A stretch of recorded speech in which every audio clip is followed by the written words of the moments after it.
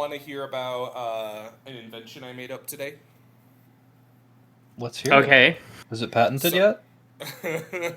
no, and I don't know if I can, but before was out of town for like a week and a half, and before I left, I was having like a really hard day. So Willow encouraged me to just like take some time for myself, have a little treat, and one of my go-to favorite comfort foods is just like a big old bowl of cereal, like just a sweet sugary cereal. So I picked out peanut butter Captain Crunch, and I realized I'm going to be out of town for a week and a half, and I don't want milk, like, spoiling in my fridge for all that time. So I kind of put on my... And I can't find, like, a convenient, like, bottle. Like, if I could find one of those convenience store bottles, it'd be another story. But they didn't have that at King Soopers. So I was like, okay, maybe I'll find an alternative that doesn't, like, go bad. And since it's peanut butter Captain Crunch, I find cashew milk. And by itself, cashew milk is kind of gross, but it goes really well in peanut butter Captain Crunch, and I enjoyed that combination. I went for my week and a half trip, and I did not have illegal rotting milk in my fridge for all that time, but I did have still a bunch of cashew milk. I had to figure out what I was going to do with it, because I don't like to just like throwing things away if they haven't gone bad or anything. And I put it in my coffee for a while, and it is gross. And then it kind of dawns on me. I have the ingredients in my fridge for my cocktail of choice. Willow, do you remember what that is? You gave me kind of a hard time about it. Is that the gay pussy dinner cocktail or? It might as well be. It's an espresso martini. So I have the coffee liqueur, and I realized I could use up the rest of the cashew milk, mixing those together. And instead of a white Russian, I created the white vegan. Oh.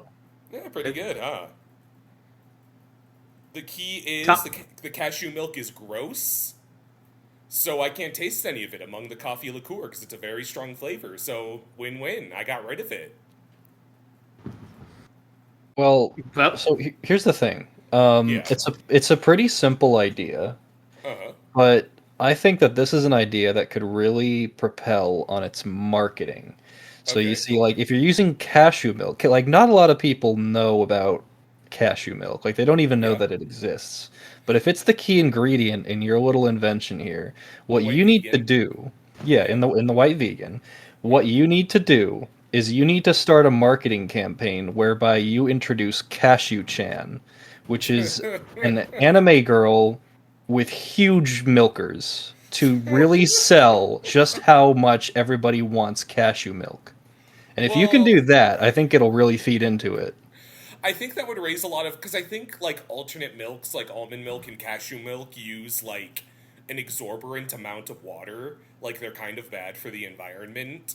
So Well, I wonder if regular there. milk does too, because I mean, cows got to drink water. Yeah, yeah. true, true. So I guess it's really like a pick your poison kind of thing. Yeah, I there guess I isn't an wonder. environmentally friendly milk, No, except, okay, fair. like straight from a human woman's breasts. That's basically Yeah. Do you the best have you can to? do.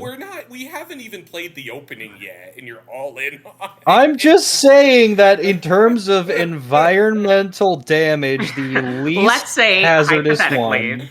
What about oat milk? Oat milk also uses a fair amount of water, but I think it's the best one. And honestly, I like it the most. I think it tastes very good, and I that's what like we oat usually get. milk a lot. But I guess I didn't really defeat the purpose of your, what would I describe it, a crusade? Just, well, I mean, the Catholics they came up with their own anime girl, and I guess you could call that a crusade, but, like, you specifically, you're on the opposite of that, because you're in it Hmm. to create, like, you're out to destroy more brains, so to speak, with this new Cashew With a Chan. cocktail. It's just a Yeah. nice little cocktail. Like, the creator of the Cosmo is still alive. He's, like, a classy guy. I could be the Cosmo of the white vegan and be in, like, commercials for it. No, it's a He, it's a niche you got to appeal to. There aren't a lot of alcohols out there that appeal to, like, gooners. You know what I mean? I... true. Yet nerdy guys don't like to drink. I guess we do have to, like... Because they're mostly like, oh, I don't... I don't know where I'm going with that, but I guess it is a market where it's like, we have nerdy guys addicted to energy drinks because we make them think it makes them good at gaming, but we don't have nerdy guys drunk yet. I guess because they don't, like, go to parties, and they don't really have, like, a use for it. Yeah, Tom, and you know what energy drinks have on them? Like, you know what, like, Gamer Supps does? They put anime girls on that shit. I guess I never, because I've seen, like, I don't know, the plugs that every YouTube, like when I used to watch, I don't know, I guess the Mother's Basement ones do have the weird waifus on those. Exactly. You just do that same thing, but instead of an energy drink, it's cashew titty milk. Name of the episode, I don't think I can do that. You probably cannot do that. No. Welcome Your back. mom is like, I was just gonna be like, your mom is like, well, Thomas decided to start listening to the podcast. Let's see what this latest one's name is. I'm gonna... Select your character. Rev up those fryers and fill your champagne glasses to the very tippy top. I'm Tommy, and you're listening to West Coast Toast and Roast, starring Willow, Dav, and yours truly. Get ready for the next battle. Welcome back to West Coast Toast and Roast. As we speak, I am enjoying the last few sips of a white vegan trademark, my own cocktail, and I'm Tommy. And as we speak, I'm enjoying the last sips of my own signature cocktail. It's watered ice cubes, and then you put water in it, and I'm Willow. Wait, do the celebrities drink that? No, I was just joking, because it's just water. But I'm Willow. I'll got that, don't worry. Okay. Y'all are giving me a real underhand throw here. I'm Dav, and I've been drinking my own little cocktail of insulin and more insulin. Because people with diabetes can't have alcohol. I know that. And they can't have sugar or sandwiches. Well, can you I feel like you can have coffee, but you just don't like it, David. I'm okay with coffee. I just don't I don't have a reliance on it, so I just don't really go out of my way to drink it all that much. I see. Yeah, I'm a big coffee fiend, so I can't even fathom waking up, which is probably a problem in of itself, but it's kind of my vice. If it's like a latte and you're putting sugary syrup and mixing it in there, then it's not good, but if you get a sugar-free version of it, that's totally fine. Yeah, no, I usually just put in I don't know, some oat milk or some cashew milk. Yeah, which, as we discussed. You're gonna be the cashew king. I just gave you the best idea you've ever heard. King of cashews! It's like the king of cartoons. Yeah, alright. Did we get a chance to run through the trailers I sent for Life and Death? Yep. Oh, yeah. Oh, right. Well, our first trailer is one I've been waiting a long time to see, but I'm not sure how I feel about it. But I want to hear how you both feel first. This is The Running Man, an adaptation of the Stephen King story of the same name that Arnold Schwarzenegger starred in a different version. Beg your pardon, a different version back in the 80s. This one is, I think, more faithful to the book or short story it's based on. It is directed by Edgar Wright, a personal favorite of mine, who directed Scott Pilgrim and Last Night in Soho, among others. I want to hear what you both have to say about this one first. We are starring Glenn Powell in a game show where people all over the world try to kill him. Where are we at, folks? This is a life for me. This looks like a ton of fun. I love the original Running Man movie. To fully show my ass here, I have not actually read the original story, but I was very obsessed with Arnold Schwarzenegger as a kid. So I watched that movie quite a few times, and it still holds up. I honestly really love that movie. And this one looks like it's not taking itself seriously at all, which, for the concept, really shouldn't be. So I give this one a life. This one looks awesome. Also giving it a life. I've enjoyed the trailer that's come out so far, and I like the vibe of it. I think it's relevant, but also not taking itself super seriously. And Glenn Powell's fun. Oh yeah. I'm pretty much in on it, and I'm definitely gonna see it. I'm giving it cautious life. And for some reason, even though Edgar Wright is kind of my guy, there was just something, the lights weren't turning on for this one. Which isn't to say I think it looks bad or anything. I think that, like, his last movie was Last Night in Soho, which I can admit is a deeply flawed movie, but I still like the kind of weird swings it takes. So I was a little let down that this was, like, action movie. And, like, not even... It didn't even really have, like, a Scott Pilgrim or a, well, Scott Pilgrim's in it, rather, I should say. Yeah, he's there. He's got a super soaker. He's there. He's got a super soaker. I guess this looks a little less descript than some of his previous work. That being said, the, like, game show motif, I think, has a lot of potential to add more. It's got Coleman Domingo losing his goddamn mind as the host, which is super great. So I'm definitely there. I was just, like, personally as, like... I'm, you know, still kind of the Japanese soldier still fighting World War II for saying that Last Night in Soho isn't so bad, and I wish he wasn't scared off from doing, like, really weird genre stuff like that, the way people have weirdly rejected it, but it is what it is, and I think it'll be pretty good. I said the video game trailer for this month is Wander Stars. This is an indie game, largely 2D hand-drawn in, like, a 90s anime motif with lots of anime parody characters, and it appears to be a turn-based RPG where you collect words and can kind of put them together to be your attacks. So, if you collect the words, like, and this is, like, off the top of my head, there's probably, like, big and punch, and you can put those together for an attack called Big Punch, and I think they said there's up to 200 words you can mix and match and rearrange. And I think that's pretty neat conceptually. I sometimes get a little weary of indie games being, like, a little too aware of their influence. Like, you know, like, how anime is this gonna be? Like, are you the way I kind of think of, like, this is an anime-themed game. And it's like, so are you just gonna give everyone big sparkly eyes? Or is there actually gonna be, like, something to do there? But it looks like fun enough from the gameplay look, even if a bit gimmicky, so it's life from me. I'm giving it, like, a very, very cautious life, because I do think, like, it's kind of a neat concept, but that concept, I feel like, can only be done well if it's, like, hyper-specifically done well, and, I don't know, I mean, like, I really enjoyed the, like, hand-drawnness of it, but I do kind of worry that the gameplay is a bit more of an afterthought. Mm-hmm. Because I feel like the trailer mainly showed, like, look at all these hand-drawn stuff, which is awesome. But at the same time, it does have me like, okay, the game, though. So I give it, like, a very cautious life. I'm not sure about this one, but I'll definitely give it a chance.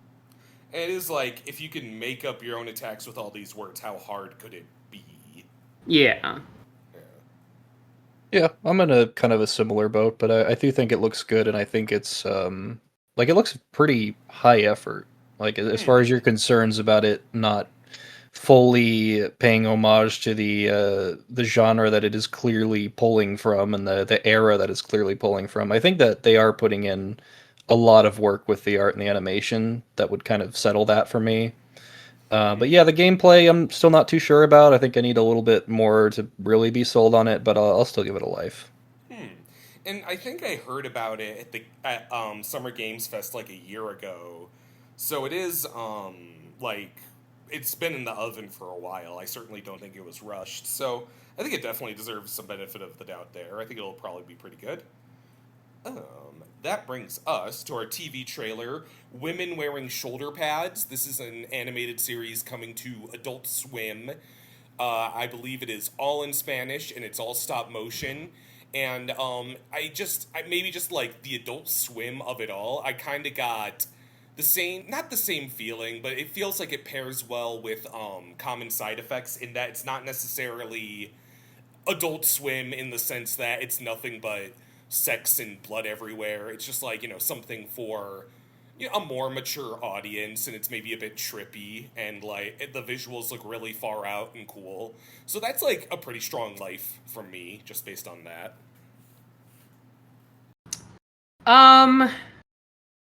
This one didn't do it for me, unfortunately. I feel bad about giving it a death, but Yeah, I don't know. It just like I'm sure it will be good, but I don't know. It just like just didn't quite speak to me. I hope it does well because I see that it is like a bit of a feminist thing, and I think that's always important to have, especially fucking nowadays. But like as far as personal opinion goes, it's like a light death, but only because I'm just not super interested in it. Okay. Yeah, kind of same here. I'm giving it a death, mostly because as like I like that the animation style is kind of weird and out there. And it is just like a very unique thing that Adult Swim is picking up. But I'm just not really sold on it. I don't feel like there's really a big hook or anything. It seems like it's just generally like here's a drama that is presented in this way, well, like a drama comedy. So it's the kind of thing that like I'm not really going to be sold on the concept, but if it turns out that it's really good on its own, then I'll definitely check it out. But it kind of has to be like really good at what it's doing for me to really be sold on it. I agree with Yeah. that. It does seem a bit like they don't really know what like the elevator pitch is, for better or worse, because it maybe does seem a bit like it's a kind of broad. It almost strikes me as like a telenovela, but just in stop motion, which I kind of feel like with so little to like go off of, I wonder if they're hiding something kind of cool.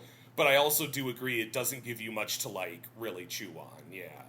Yeah, what I like I looked it up, and the synopsis is basically just like an Ecuadorian woman navigates her life and her relationships, and it's like, okay, that's a Yeah. very, very broad idea. There needs to be a little bit more to narrow that down. That's fair, yeah. Well, that and I have had experiences where a synopsis, and like I think this goes without saying, a synopsis can only do so much in like teaching you what the tone of something is. Like that could be truly any number of things. So I guess it is kind of a wait and see kind of thing. Yeah. That's coming out, I think, sometime in August. Wander Stars in September, and Running Man in November. So, keep an eye out for those if we piqued your interest. I guess that takes us to toasting and roasting. There were two really big superhero movies that came out this month. I recorded just yesterday a whole vlog with my friend Martin, who I discuss other superhero works like X-Men and Frasier with. So, about Superman, that is specifically. So Now, Niles, we can't take down Thanos unless you drink this elixir. Well, you joke, but he is the Beast. Oh, that's true. Yeah, he is the Beast. Now, Niles, we can't take down Magneto unless you drink this elixir. Elixir. So I'll let you two largely take the floor on Superman, if that's where we feel like starting. Sure. I was going in super, like, cautious. Super cautious. And I walked away and I had a ton of fun. I think James Gunn did a great job. All the characters are, like, pretty damn good. Like, I was worried initially when they're like, oh, Mr. Terrific is in here, and Hawkgirl is in here, and Guy Gardner is in here, and Metamorpho is in here, that it would be a bit too packed, but, like, I think he did a good job with, like, balancing the characters. I do like the actors that they chose. I think Nathan Fillion as Guy Gardner is incredibly inspired, and he's probably my favorite in the movie. I also thought it, like, very well showed, like, the type of man Superman is. I feel like after, and as much as I do like Injustice 1, just, like, the Injustice Superman making him evil or, like, super edgy, it was nice to see that he's just, like, he's too afraid to say, oh my god, and he has to say good gosh instead. And he saves squirrels, and just genuinely his biggest flaw is that he cares too much. I thought it was great. I'm really curious to see where they go with this universe. I feel good about it. I'm all in as well. thought it was pretty good. I'm not super into it in the sense that I don't really have a whole lot of idea as to where the universe is supposed to go from here, or kind of what their plan is for this rebooted universe, because James Gunn, I think, in general, I like his movies and his style, but like if he directed Iron Man in 2008, I think the MCU would be like a completely different story. Like I think he's very good at kind of focusing on more like B-list, C-list characters and kind of raising them up into the public eye, sort of like giving the more like quirky characters their spotlight in kind of a more weird story. And there's like traces of that in this movie. It certainly feels like you are kind of dropped in the middle of this universe. And I do really like that we're not like wasting time with like, oh, here's Superman's origins. Like we know Superman's origin story. We don't need to be told it again. But yeah, in the other sense, it does kind of occasionally you're kind of scrambling to piece together where all these characters fit and what the state of the universe is and what everybody's opinions on like metahumans are. Yeah, overall, I enjoyed my time with it. I think that this Superman is like the character, probably one of my favorite portrayals of him. I like how just over the top good he is. I think that's really cool, especially just after the immense amount of time we've spent with all these evil Superman parodies. It's just really refreshing, and I really enjoy that. I think that my opinion on this movie ultimately is going to be kind of retrospective, depending on where this universe goes. Because if they do kind of stick with this sort of weird one-off feeling with like every successive movie, then I think that would be kind of neat. Like where they're not trying to just be the MCU as this grand connected plot, but more of like intimate, interconnected stories that aren't like all super what's the word, consequential. Then that would be neat. And I think that this would be an actually like appropriate kickoff for a universe that's portrayed more like that than it is for like an MCU. Yeah. I was in a place where I kind of crashed out the first time I watched this. Again, they waste no time with it. And Superman's like my favorite character ever, and pretty much my favorite line of comic books. I will say, I think this is the kind of movie where watching it twice really does wonders, because my second viewing is what really kind of brought me up on it, and even after the first time I watched it, when I wasn't sure about it, I was very like, I'd see fan art and be like, oh, well, I do still like that character, and I'd say in broad strokes, casting-wise, I think James Gunn is always really good at, sometimes on paper you hear who he puts as a certain character and I'm like, oh, you're just kind of doing whatever, or you want your friend to be in it. Then you see his vision and it's like, and especially in this one, I'm like, oh, this is a sensationally cast film. I think everyone does a pretty terrific job. I think I would agree on that as well. Probably, second viewing, Rachel Brosnahan as Lois really was showing her legwork for me. I think I was just able to appreciate it way more, and I think she's one of the best Loises we've ever had. Yeah, I big agree. I'm not going to take up you later in August. I'm going to have my big vlog with Martin out, and you can see all my extended Superman nerd thoughts laid out there. I guess I'd say broad strokes, pro Superman, pro Lois, not super sold on Lex in some capacities, even though I don't think he even does anything like wrong as the character per se. I think I'm in agreement with that. I just I'm so used to such a I know I always mention this, but Clancy Brown is my Lex Luthor. And so anytime he's I feel like the last two, at least live action Lex Luthors have kind of been a little bit spindly, a little bit tiny, well, I guess. It feels and- like they don't have the gravitas, but at the same and I time, feel yeah, go ahead. Something we did. What everyone is doing with millionaire characters like Lex Luthor now is they all need to be Zuckerberg or Musk or someone in that area. So it's not really a Clancy Brown businessman anymore when they like go for that. Yeah. And like I think with what he does it really well for the most part. It's just it's not the Lex Luthor I'm looking for. Like I do think he's well written, but at the same time I wish he was a little bit older. There might be, and he's going to prison, and supervillains in prison get tough, so that could be the big thing that kind of turns him. Are we doing spoilers? Skip ahead 2 minutes in this podcast to avoid major spoilers for Superman 2025. Over and out. I'd say the one big thing, and I know this has kind of been a debate, I would just say the big complaint that I think kind of makes this movie fall apart a little in some areas. I don't like what the big change to Jor-El and making Krypton this like replacement theory stand-in. I thought that was super gross.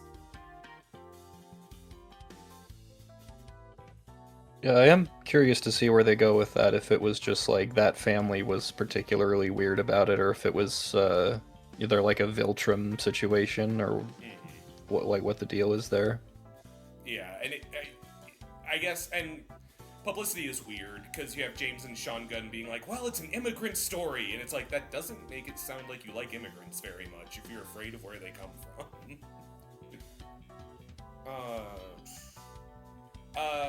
Do we have anything else to share big time about Superman? I don't think so. I think it's really cool, and I'm looking forward to seeing more. Obviously, you know, Hal Jordan is my GOAT, so I'm very worried for Lanterns, but we will see how that goes. I mean, Guy's gonna be in the... Nathan Fillion said he filmed for that one, so at the very least you're getting more of his Guy, which is... I liked him a lot as well. He was a big favorite of mine.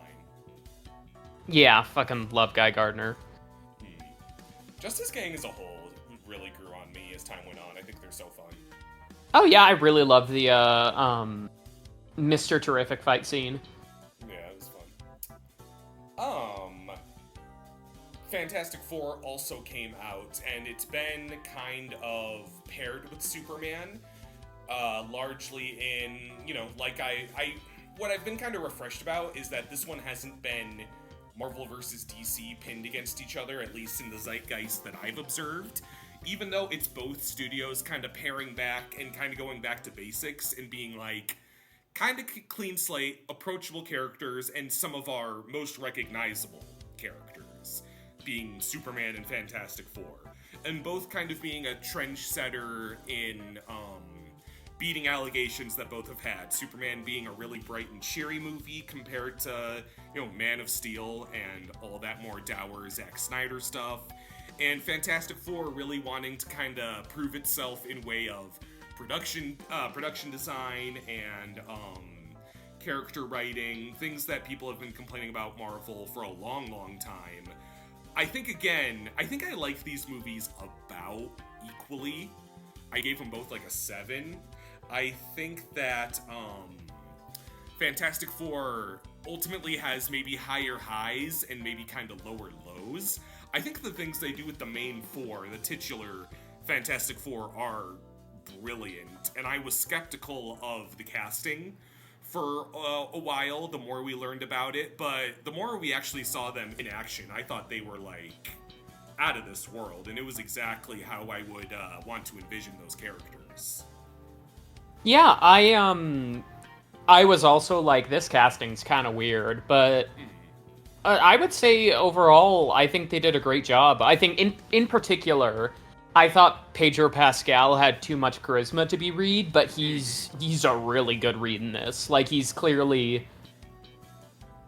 I don't know, it seems like sometimes when, like, actors get cast as superheroes, like, Jason Momoa is Aquaman. That's not Aquaman, that's Jason Momoa. Yeah. Like, Well, so like I thought, oh, they're just gonna, make it like that. But it is a pretty different performance than like classic Pedro Pascal, and I think I'm honestly really interested to see how this read interacts with Doom, because hopefully, like, the Robert Downey Jr. stuff is like only for 5 minutes, and then he's back to being cast as someone else. I don't know about that, honestly, but Yeah. I do think they did a really good job keeping Reed's like neurosis and anxieties not just like something because he has lots of real, like, I think there's a bit early on, what's breakfast cereal doing at the dinner table? Like, he's very particular, but they also use that to build on the conflict and emphasize just where he's at as someone with like monumental burden on his shoulders and a lot of drastic fucking decisions to make. Oh yeah, absolutely. The Thing is usually my favorite member of the Fantastic Four, and I like my things sounding like cigarette smokes people. And You're pregnant. And that's kind of the thing. I was almost like, wait, that's kind of the what? Oh, god damn it. Is that, I thought Ebon Boss Bacharach, I think is his name, from The Bear. I thought just that soulful, earnest performance would take a lot of getting used to. But he won, even though he definitely gets the least to do in the movie, he wins me over. He goes to a New York and buys black and white cookies, which is a city favorite of mine in my Italian household. So they, capture that, like, rough and tumble New York upbringing the character has. Did y'all have thoughts? What else is The Thing? Where else do we have thoughts on The Thing? The Thing, I liked him. Like just The Thing? I mean, sorry, I didn't. I was about to like. I felt like I covered. His beard. His beard was pretty fun. He has like a Doomsday Rock beard. Vanessa Kirby is kind of the main character of this, surprisingly, as Sue Storm. This was a really interesting approach to take because, like, obviously it's like she's literally the Invisible Woman, but for a really long time it was like she's the one girl, she's kind of the one, if someone gets kidnapped, it will probably be Sue.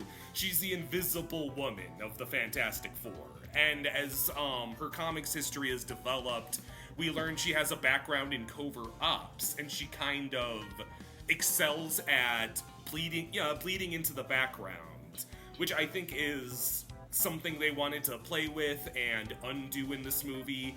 I think Vanessa Kirby was kind of born to do it. I think that, I don't think it's a spoiler to explain the premise involving the baby. That's pretty much known, right? Yeah. Disgusting ass CGI baby. Yeah, that's the strife of her character. She has the grossest baby in the world, and she's like, fuck. But, she gets put in this position where Galactus demands her baby or will destroy the Earth, and she and Reed are being lambasted for what people perceive at wide as selfishness, and she has this like extremely powerful moment where she has to step forward and really stand up for herself.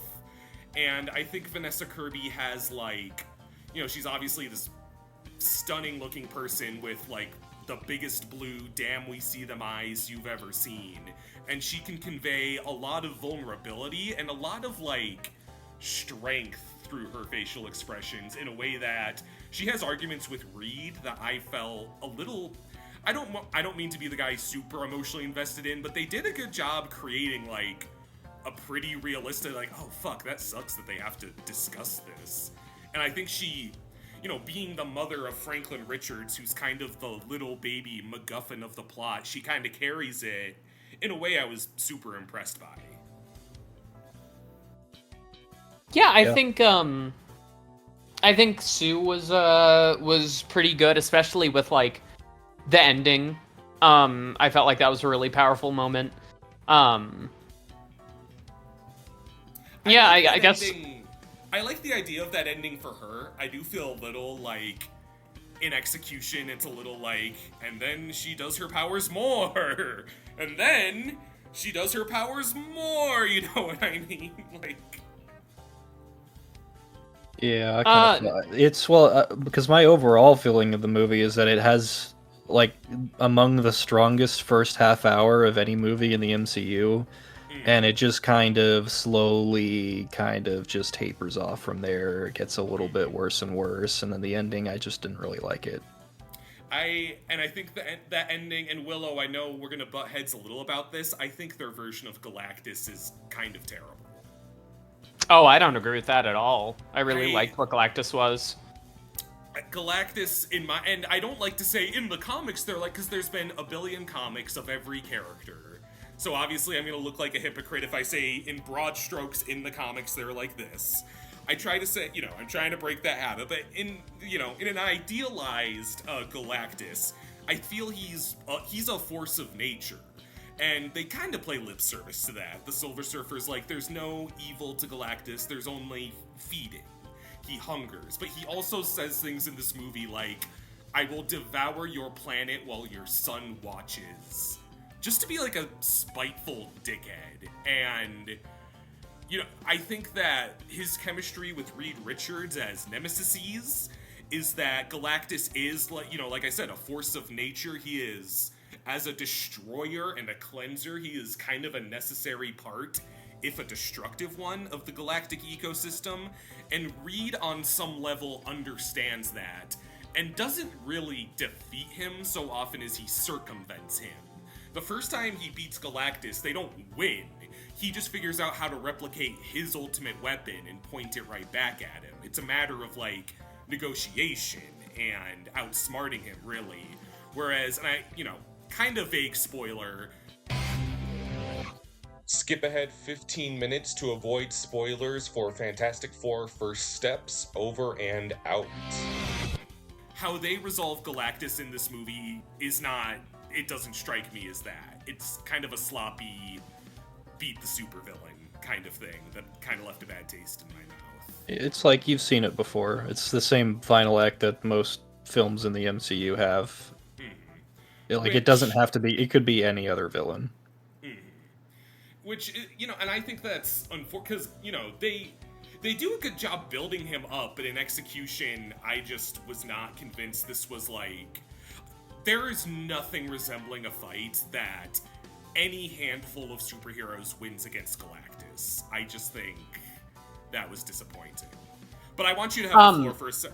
Willow, you go, because I want you to have the floor, because I was steamrolling over with my opinion a bit. No, that's fine. I will say, I mean, I understand your thing with Galactus being a force of nature and hard to beat, but ultimately, he is a Fantastic Four villain, and he does get beaten by them quite a lot. I remember there's this one panel where, Reed stretches the thing out as a catapult and catapults him into Galactus's head, and that's how he loses.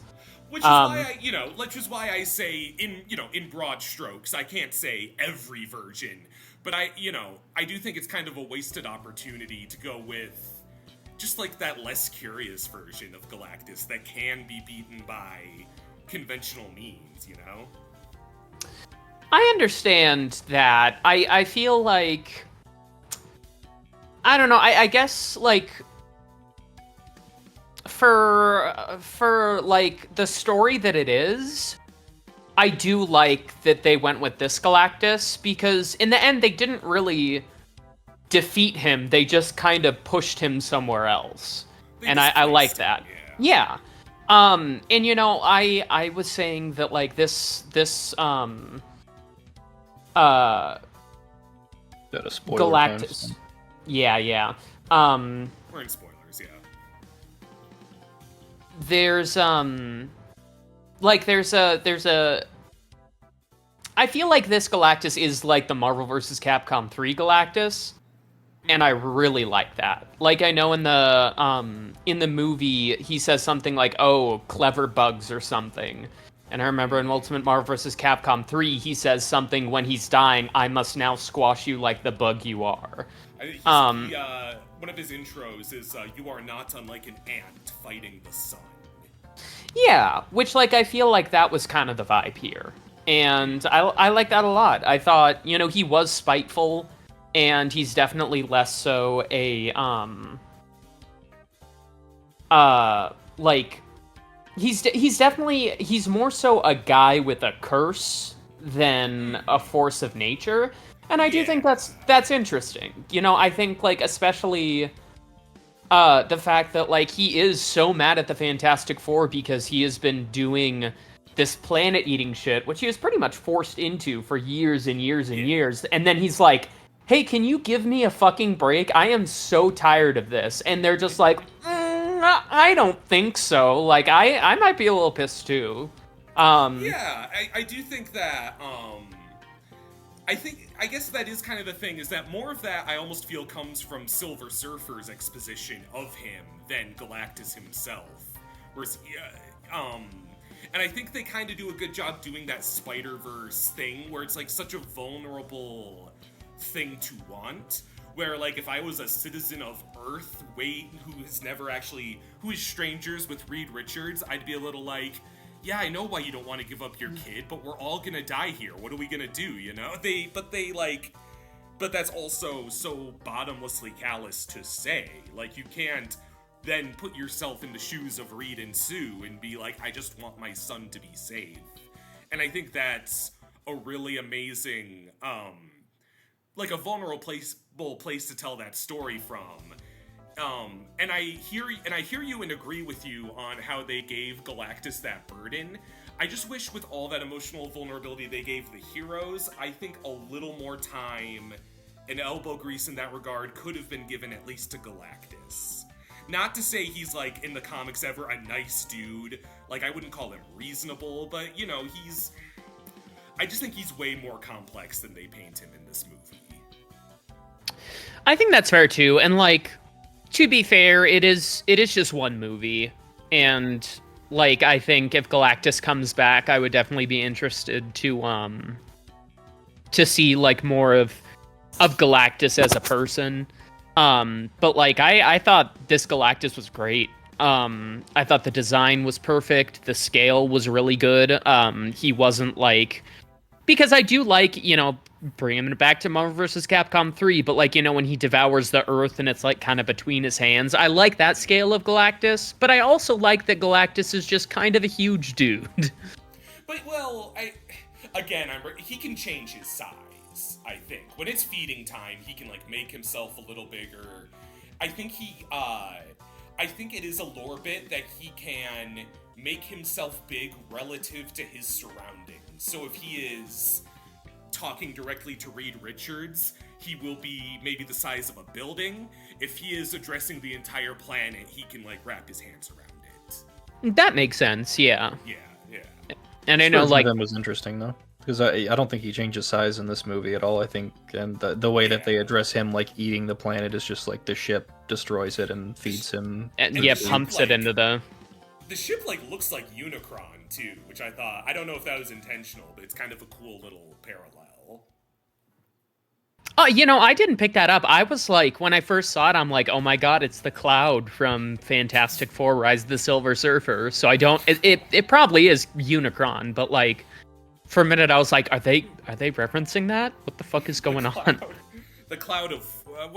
It's a cloud of something. What does it bring? It's a cloud honestly, I would call it the cloud of literal death. Yeah, and of the entire planet, I'd say. I want to give one last shout out to Johnny Storm. I think that, in a lot of other versions of Fantastic Four, it's really easy to make him...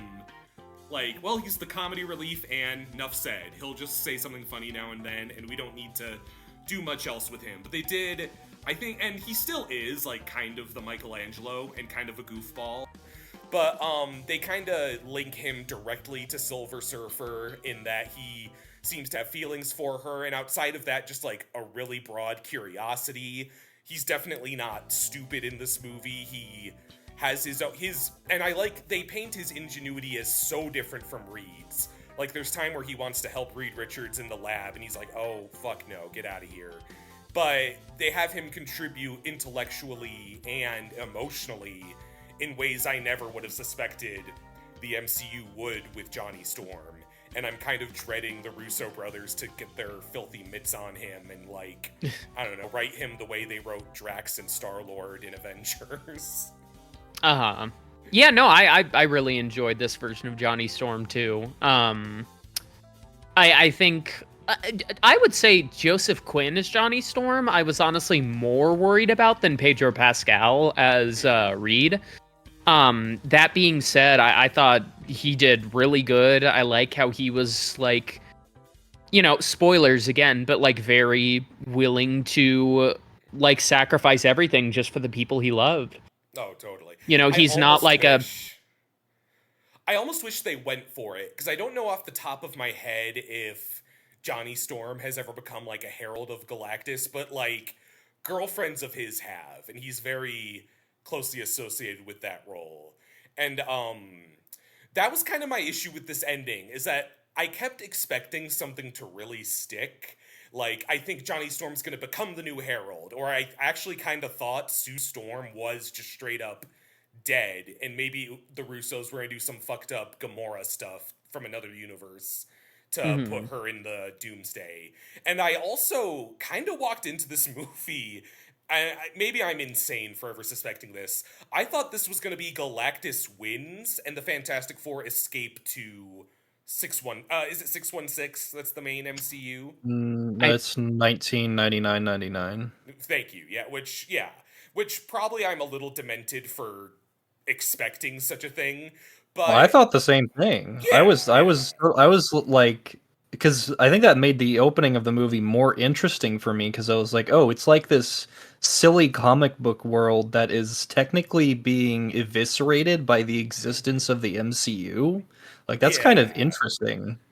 But they did not go in that direction, and I am very confused as to where they're going to take it now.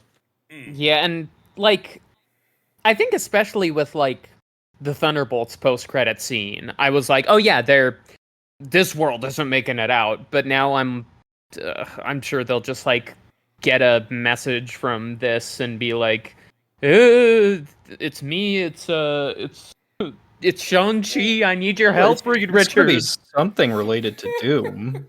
Yeah. Well, isn't it? Well, am I off base to? Because when Galactus drank the elixir and fell through the portal, I kind of figured, is he falling into the other Earth and they have to like give chase? But it doesn't even seem to have that sense of urgency to it. No, because they said that he was ending up like basically on the edge of the universe. Like, it was going to take him a very long time to come back, like millions of years or something crazy like that. I see. So he's still in the same universe, but yeah. Okay. Yeah, and it's not like I was champing at the bit to see those characters die or anything, but like they build a endearing universe. I love the design of like the big, because it's ostensibly, if you ask someone, am I correct?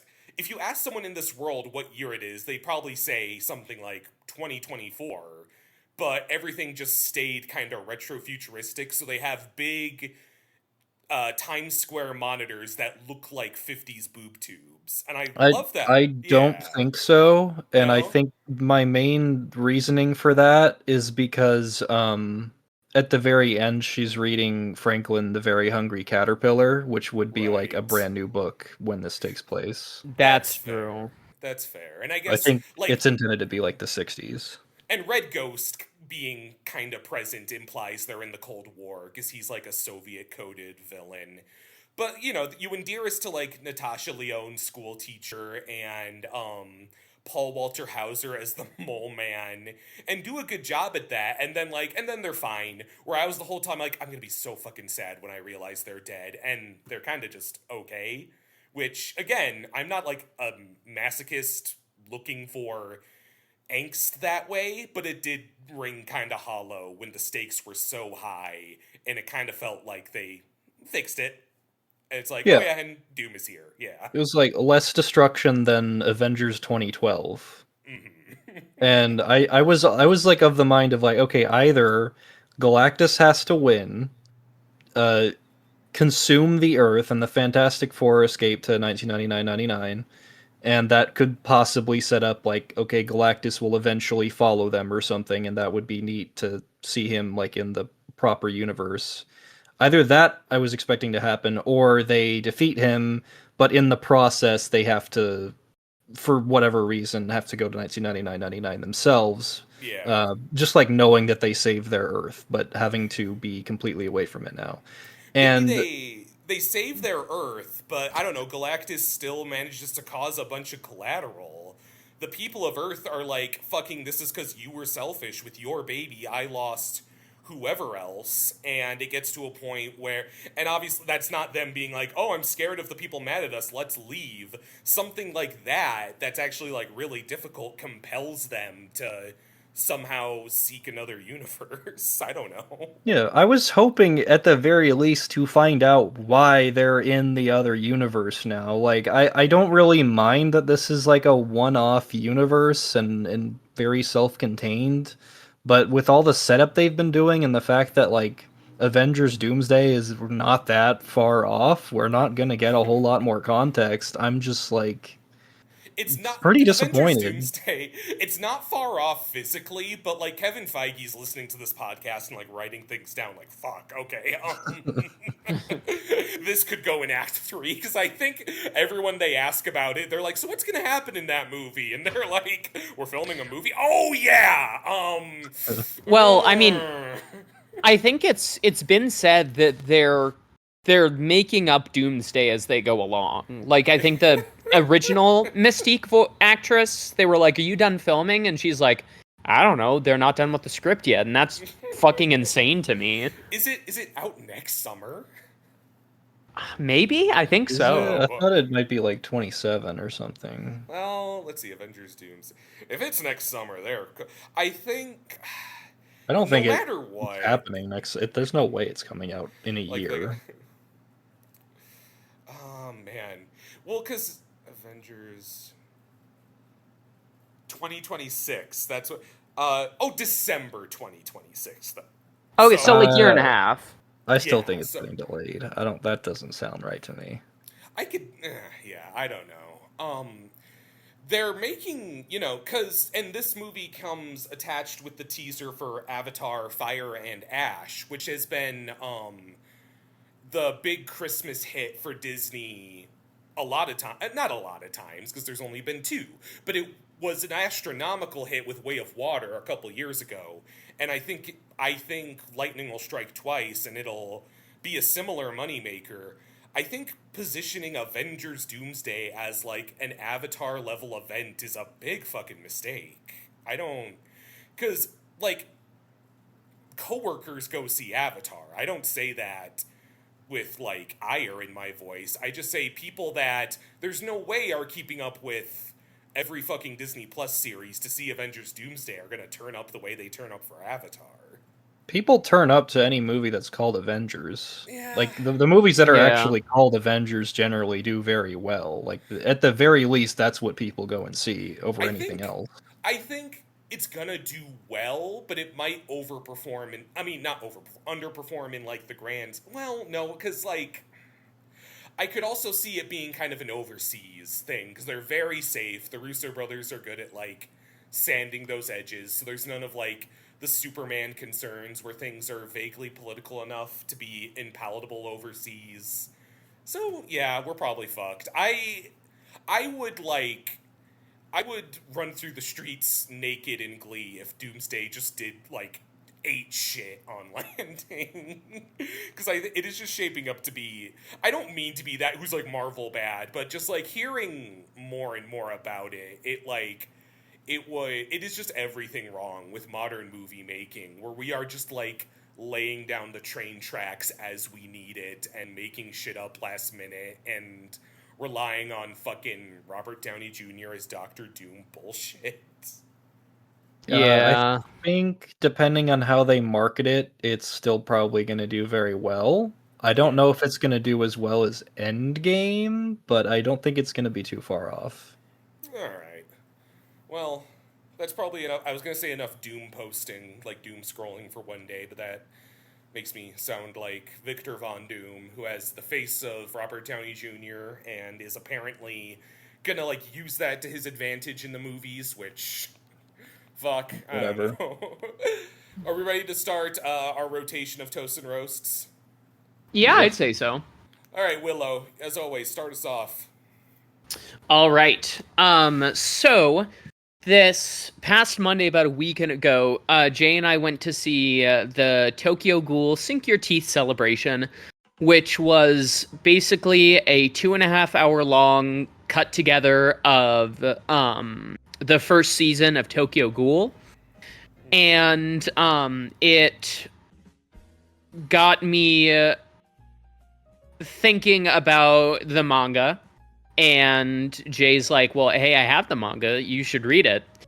And I did. And it's really fucking good. So I'm going to toast the Tokyo Ghoul manga.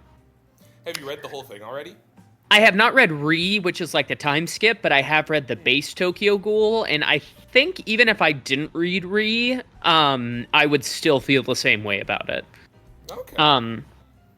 Basically, Tokyo Ghoul is about this dude. His name's, or I guess I should go back. There are ghouls in the world, and they're like people, except they have to eat people to survive. They literally cannot eat anything else. And they also have these things called kagunes, which are like special tails that come out of either your shoulder, your back, your lower back, or your tailbone. And each ghoul has like a different one. Ken Kaneki gets almost killed by a ghoul. Bunch of metal falls on that ghoul, so the ghoul's organs get transplanted into Kaneki. The bones are their money. They pull on their hair, but not at. Sorry. So then Ken Kaneki becomes a half-human, half-ghoul hybrid who has to eat people. But obviously doesn't want to because he's human. Pretty, like, I guess, simple anime-esque, like, shonen concept. It's like, oh, you have these warriors, and all of them have a unique ability that are kind of, like, similar to each other.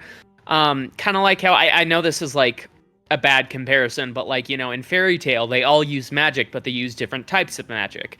It's kind of that way with Tokyo Ghoul. They all have kagunes, but they're all very different and like functionally, they work very differently. It's like the power economy that every shonen or seinen has, and this is like how the ghouls differentiate each other. Yeah, exactly. Yeah. So it's basically about, you know, the first part is about Ken trying to integrate into ghoul society, come to terms with the fact that, like, he is one. There's an investigator squad who are hunting down all the ghouls. And a lot of fucked up shit happens, which leads to a final battle between all the investigators and all the ghouls. It's a lot to, like, stuff in.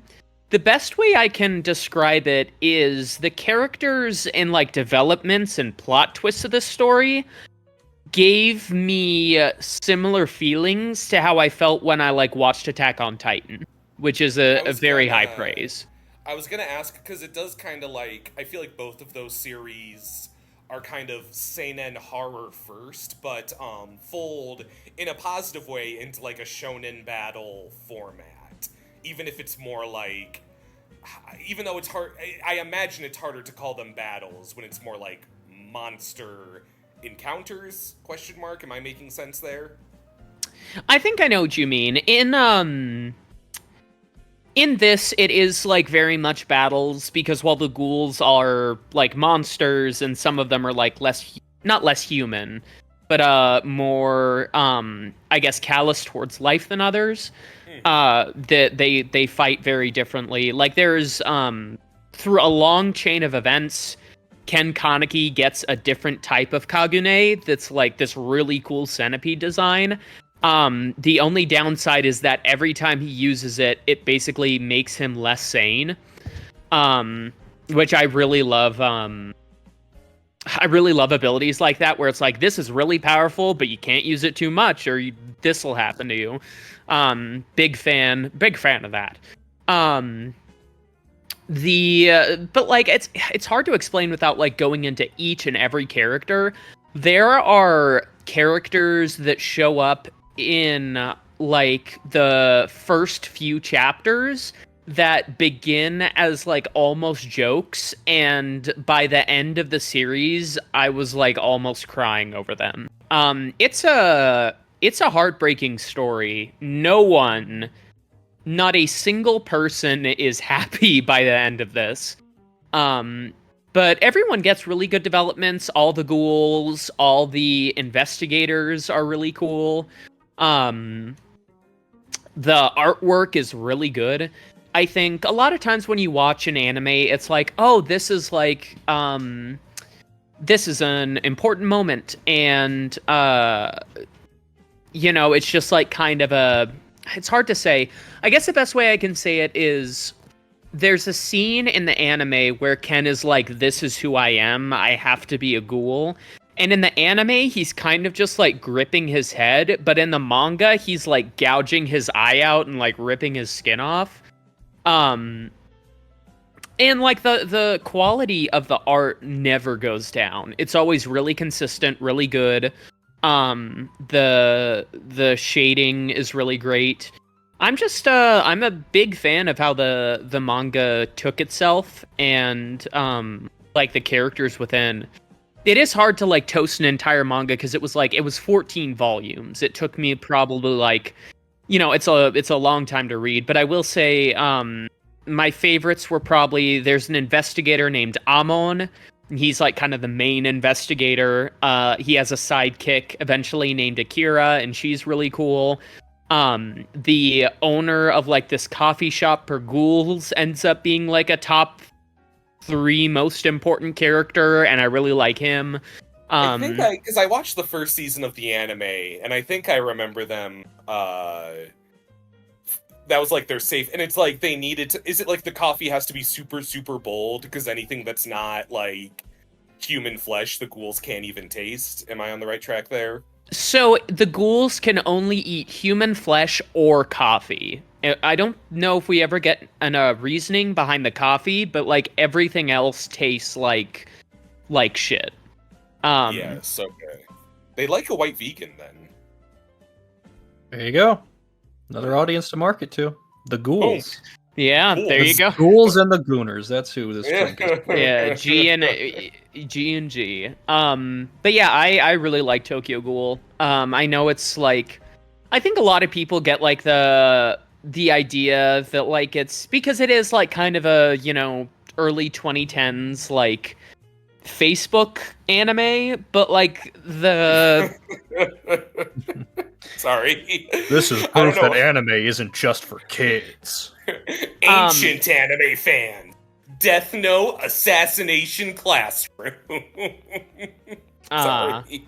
No, I was just saying like it is like people in that time were making like edgy edits of like fully themselves with like with like red eyes and being like, I'm a ghoul.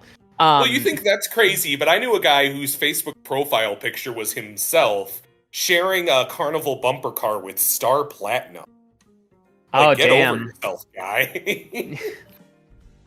Okay, also, to specify in the coffee, they don't get any nutrients from it. It's just one of the few things that tastes normal. I see, okay. So, everything tastes like shit except for coffee and people, but they only get nutrients from people. No, that tastes like shit anyway! No, it tastes fantastic, especially when you're a ghoul. You really need to get yourself a woman, G. Tokyo Ghoul, more like Tokyo Guacamole. That's awful. That's awful. But yeah, I think it's like it's kind of interesting how like the perception of what I thought Tokyo Ghoul was gonna be reading the manga is so fucking different than how it actually is. And I think that like for anyone who's interested in like the horror-esque manga, but not like too scary, obviously, we'll get a kick out of this because again, the anime can only show so much. But in the manga, it's kind of insane how like deep the character developments get, and it makes me kind of wonder like, oh, I'm thinking of all these anime I watch that are based on manga. I wonder if it's like if I would go back and read the manga and it would be the same. I think it's pretty easy to find out which, like, I think like Neverland thing, like the anime is horrible. That's Yeah, what I like heard, yeah. Because I watched the first season of Tokyo Ghoul when it came out, and then I watched the second season when that came out, and that was maybe the second worst anime I've ever seen. To be fair, season 2 of Tokyo Ghoul is like the Full Metal Alchemist 2003 of Tokyo Ghoul. Yeah. Well, it's so... I kind of they enjoyed can Full even- Metal Alchemist 2003. I mean, like, in a vacuum, it's okay. I feel like we're just at a point where they can't even get away with doing that, like, weird divergent shit, because everyone's gonna be comparing to the manga, and you, like, can... Like, I think Black Butler was, like, a similar thing in, like, kind of Facebook anime, where the manga is totally different, and I think ostensibly, from what I've heard, a lot better. And now most studios are just like, we're gonna wait for the manga to give us, instead of Right. going in our own fuck off direction now. Yeah, and that makes a lot of sense. I think that more of them should be doing that, to be honest. Yeah. Because No, absolutely. they're kind of proving they don't really know how to end a series with their own interpretation most of the time. It's generally just doesn't really go anywhere. Yeah. Sorry. No, go ahead. I was gonna share something totally unrelated as we segue from one/roast to the other, but if you're not done, keep going. I'm sorry. No, I'm about done. I just I would say that Tokyo Ghoul is definitely a cultural landmark in anime for a reason, and I think it's worth picking up a copy because it's really good. I was just gonna share, totally unrelated, that I thought you'd both want to hear that my sources are telling me that critic screenings are letting out for The Naked Gun, and there are critics that I hold as, like, deeply dry in their sense of humor and taste. Like, I follow them for a very distinguished opinion. Like, it's hard to impress them. And this critic has said The Naked Gun had him in tears with how funny it was. Oh, So fuck yeah. I think we're that's good. back. Yes! I'm thinking I'm back. I just thought you'd both want to hear that, because I know we're anticipating that one. I'm very yeah. excited for Naked Gun. The new version. Alright, Dav, it's your turn. Okay. I'm going to start with something that I don't have too much to say about because I don't really want to describe too much about it in fear of spoiling it for the audience and for Tommy and Willow. Okay. Because I'm going to be picking it for movie night next time we do that, for my turn. And it is the movie Lost in Starlight. I'm toasting this. It's a big old toast. It's a Korean near-future sci-fi romance produced by Climax Studio and Netflix, so it was just kind of dropped right onto streaming. Directed by Han Ji-won. It didn't really get a whole lot of fanfare or marketing, especially compared to something like K-pop Demon Hunters, another Korean animated film that came out not too long after this. That has certainly seen a lot more success than this, I think, but, this hasn't done too badly. And, speaking of K-pop Demon Hunters, I honestly, I think that this movie and K-pop Demon Hunters are going to be kind of competing for Movie of the Year for me, assuming, something like Naked Gun doesn't blow it out of the water, but, we'll see. It's the basic premise is a woman named Ju Nanyoung falls in love with a man named Jay, and Nanyoung is an aspiring astronaut, or I guess, technically she's in the program, training to go to Mars, because her mother was also an astronaut who went to Mars about 20 years before, and disappeared and is presumed dead along with the other astronauts who were on the mission with her.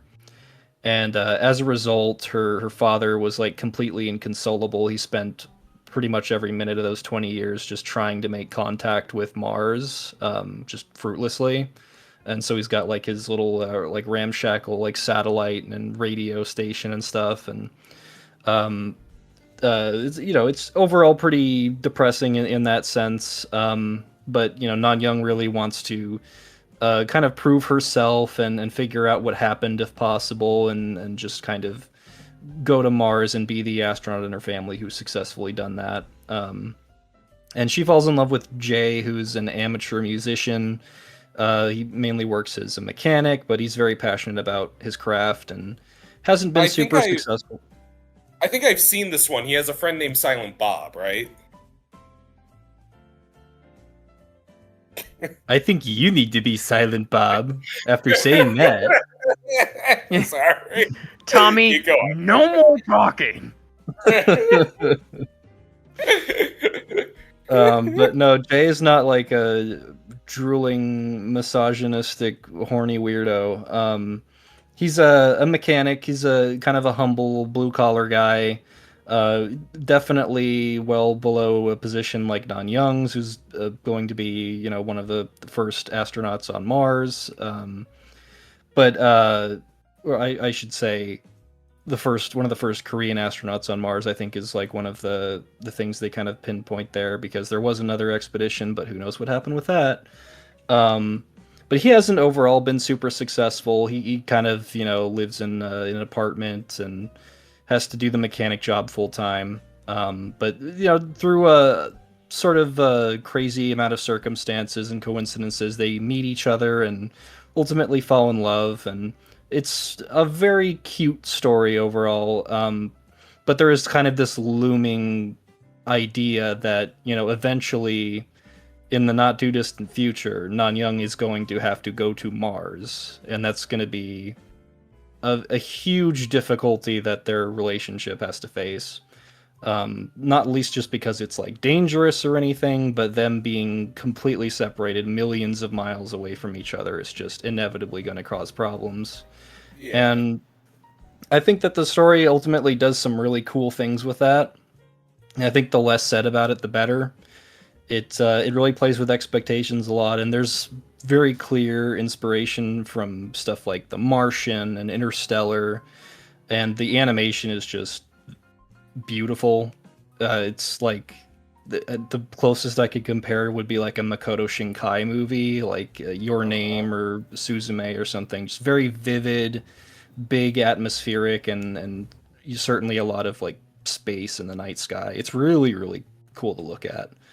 But yeah, that's pretty much all I have to say about it, because I think that everybody should go and watch it, go and support this. It's a really, really good movie, and I think that if you're into like sci-fi and like romance, I think that it really combines the two very well, and it's really cool to watch. I didn't know it had such a severe sci-fi angle, which is exciting to me. I guess I'll if you want, you made it sound like there's a lot to discover, so I'll save my questions in that regard, but it does sound really neat.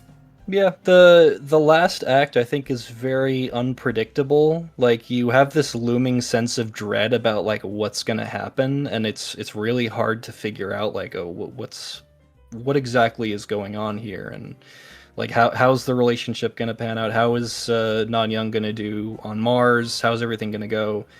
And I think that ultimately the romance story is like the forefront. Like, this is first and foremost a love story, but there is a lot, it takes place in, I think, like 2050 or something. It's futuristic, but not obscenely so. Like, there's still a tether that you can relate to there. But it does definitely do quite a bit with that setting as well. Interesting, alright. Always a sucker for good sci-fi, so, yeah, I'm looking forward to when you pick it. Do you know what you're pairing it with? Seconds. Oh yeah, you told me about that.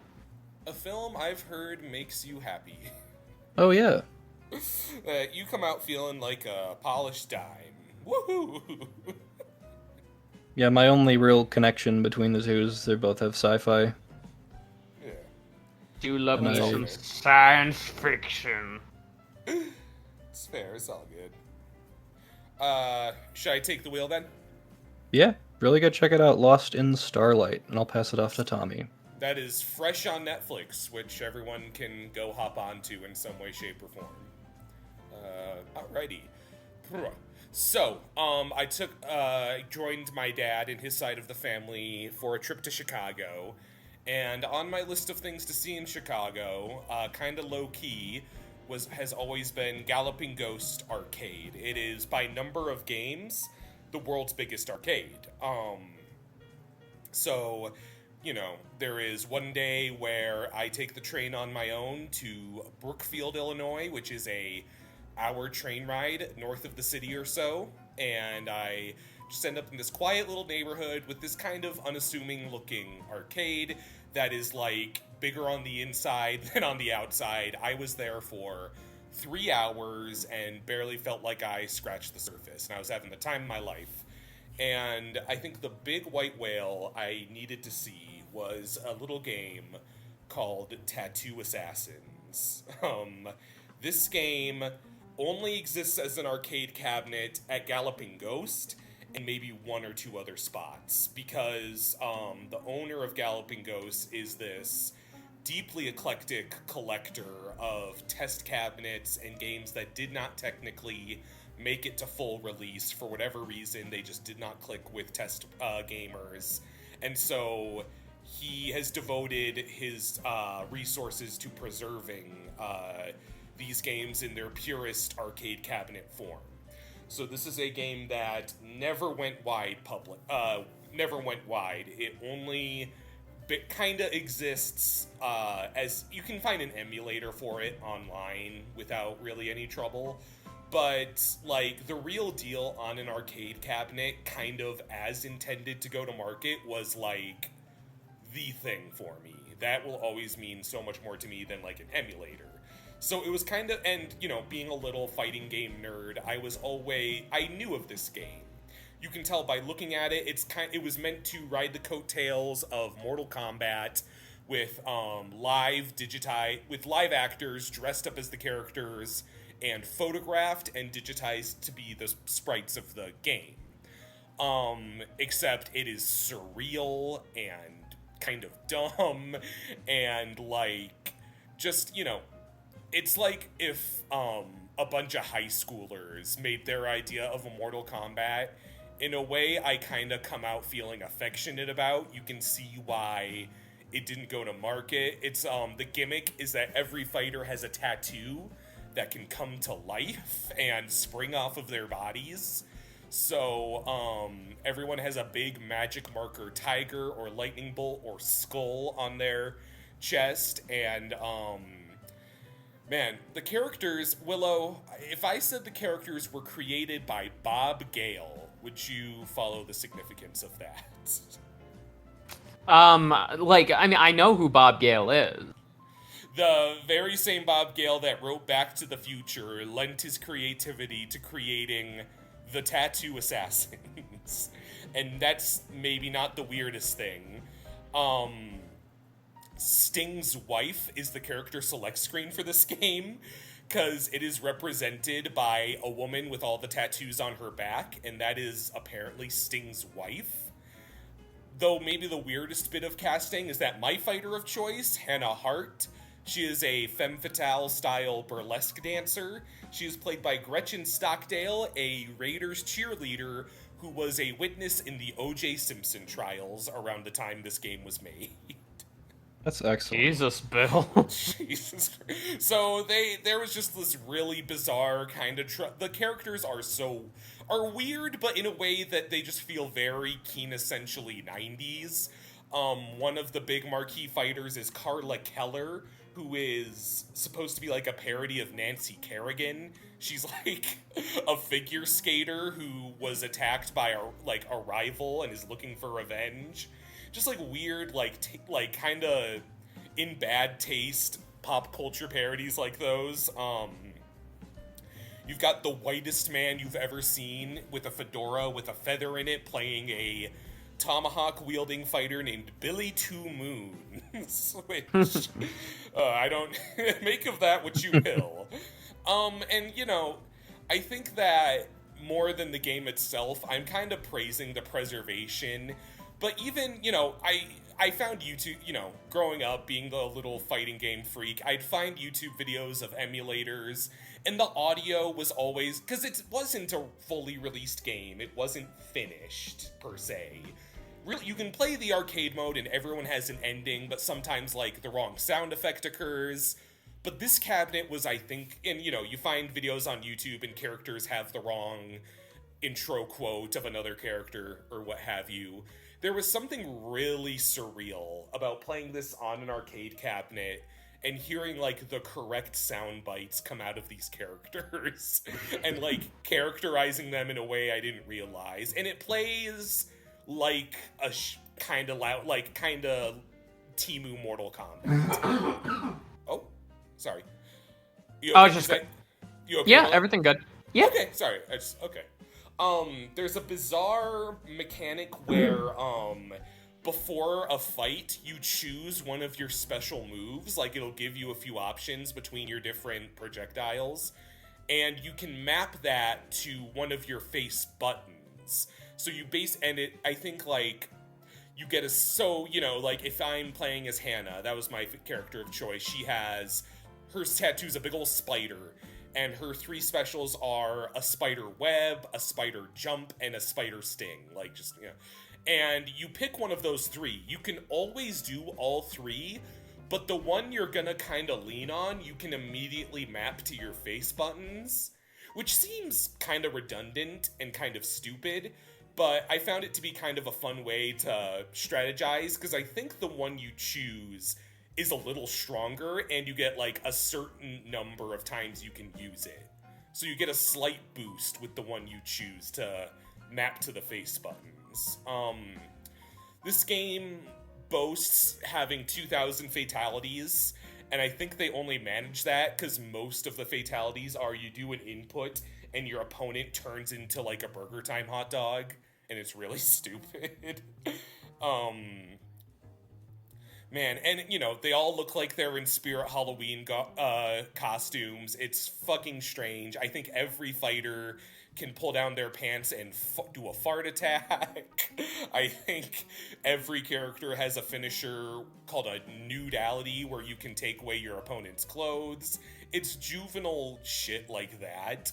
But, like, I guess it's just weird to think of, like, and from what I hear, the production of this game was stupid and troubled. Like, it was crunched to make a release window that wound up just falling through and not making it. But it just felt really, I don't know, I just felt really grateful to be able to, like, because it was, a time of innovation where they're still figuring out how the fuck to even make a Mortal Kombat clone. It just felt really special to play it, and it was hard. As dumb as it is, it's hard not to just appreciate the boldness and the weirdness of these characters. Especially, I think they want to finish it. There's a company, and I mentioned this in the news a while ago, but there's a company that does refurbished arcade cabinets that wants to... They acquired the rights to Tattoo Assassins, and they're speculating/threatening to, like, fully finish it and, like, make it a fully available arcade cabinet. So I want it to be kind of ahead of the curve, and it is, like, a weirdo favorite. I just love for how, like, bizarre and 90s it is. Yeah, fair enough. From what you've shown me, it looks like a lot of fun. Yeah, fun. It's definitely not, like, an intellectual fighter. Like, and I think, because it's not quite finished, the AI just wasn't there. You can kind of jump kick your way through a lot of the bosses. But, like, I don't know, everyone's always doing something fucking weird or saying something out of this world. And I really appreciate the audacity of it, even though it's kind of a punchline in really, like, any FGC circle. I'll just say, it's a triumph of game preservation. I met the owner and just, like, expressed how fucking cool it was that, he had, like, the, in an art preservation sense, the one working copy of this fuck-all game that nobody knows or likes. And we shook hands, and he hooked me up with a free shirt. So I guess I made a cool first impression as that guy that flew in from Denver just to beat Tattoo Assassins twice. That's fun. And that shall be your legacy. Yeah. That's kind of Tattoo what it's gonna assassin's say gotta on your fucking gravestone. Beat tattoo assassin. To be fair, that's probably like a triple digits number of like people that have gone to that arcade, because like there's north of it, I want to say 500, and there's other sensational fucking games in there. There's Primal Rage 2, which also never made it to full market, and I played a little bit of the shit out of. There's just so many fucking cool games in there that I wouldn't blame anyone for passing up that weird Mortal Kombat knockoff that is, you know, it's just as much a museum piece fucking as it is a playable game. Oh boy. It sounds like it would really take off in like YouTube video essay space though. It's like the fighting game Plurbius, but it's real. Yeah. Tattoo assassins made people stab their eyes out with a fork. I think I definitely Tattoo will. assassins made people go out into the real world and get tattoos. What the fuck? I think I will make a Your Next Rental when we have a better idea of how available this game becomes with its new acquisition. Obviously, I can't just buy a fuck-ass arcade cabinet and put it in my tiny apartment. Especially if Tattoo Assassins, I spent $500 fucking dollars to play Tattoo Assassins. But we'll see, you know, maybe at least in the afterglow of its relevance from that release, I can talk about it as a whole. Because I think it's a deeply fascinating game. You do need to figure out if people got tattoos after playing, though. I mean, I think mathematically, I have to track down the... Somebody somewhere probably got a tattoo after playing Tattoo Assassin. Unrelated. You gotta be the first, Tommy. To beat, and just like, well, what if I got... Because I always imagined if I had a tattoo, it would be either film reel or maybe like one of those Italian food murals with like the bread baskets.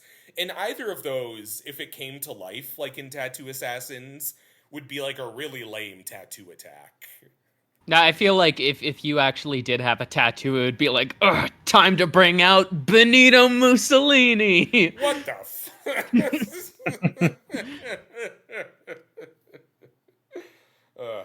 Take the next rotation.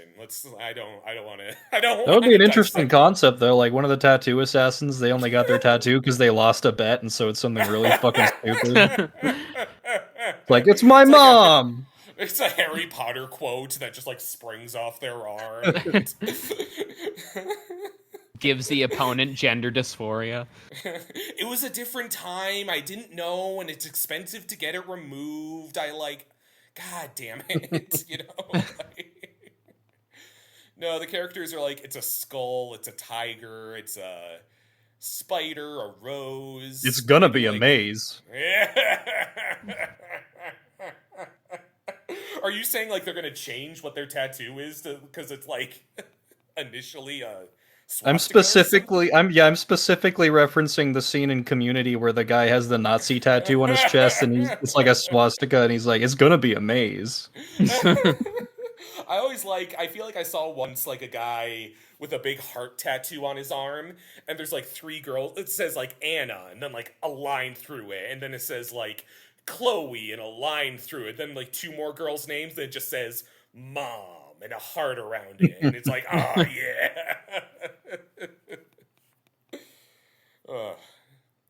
Tell us in the comments what your assassin tattoo is. Willow, save us. All right. Okay. So last month, I just want to be clear, I didn't talk about Dragon Ball, did I? No, you didn't. Okay, it's time to talk about Dragon Ball because we officially finished Dragon Ball Z. And it's really good. I like it a lot. If you don't know what Dragon Ball is about, like, come on. Who are you? Yeah. What the hell? But so, you know, I was watching it with Chomi and Jay, officially finished up the entire Z series. And you know, there's some anime where you look back on it and it's like, okay, this isn't very good by modern standards, but you can tell this is like where a lot of it came from, you know? Dragon Ball is like that, but it's still good. And I was very pleasantly surprised. I thought... Just worthwhile context, you asked to be shown Kai, specifically. Yeah, Kai. Yeah. Dragon Ball Z guy. Which is the cut of the show with the filler mostly gone, and, frankly, a lot of the runtime just accelerated. Not all, often for the better, and I think I wouldn't have shown you the original. I would say, just as a viewer, there were some moments where I was like, oh, that went by fast. But nonetheless, yeah. Yeah. No, if we were watching original Dragon Ball, I would be like, all right, so we finished the Frieza arc, and no, but it's like it is really cool. The development that characters get throughout the series, particularly, and I was surprised on this Vegeta.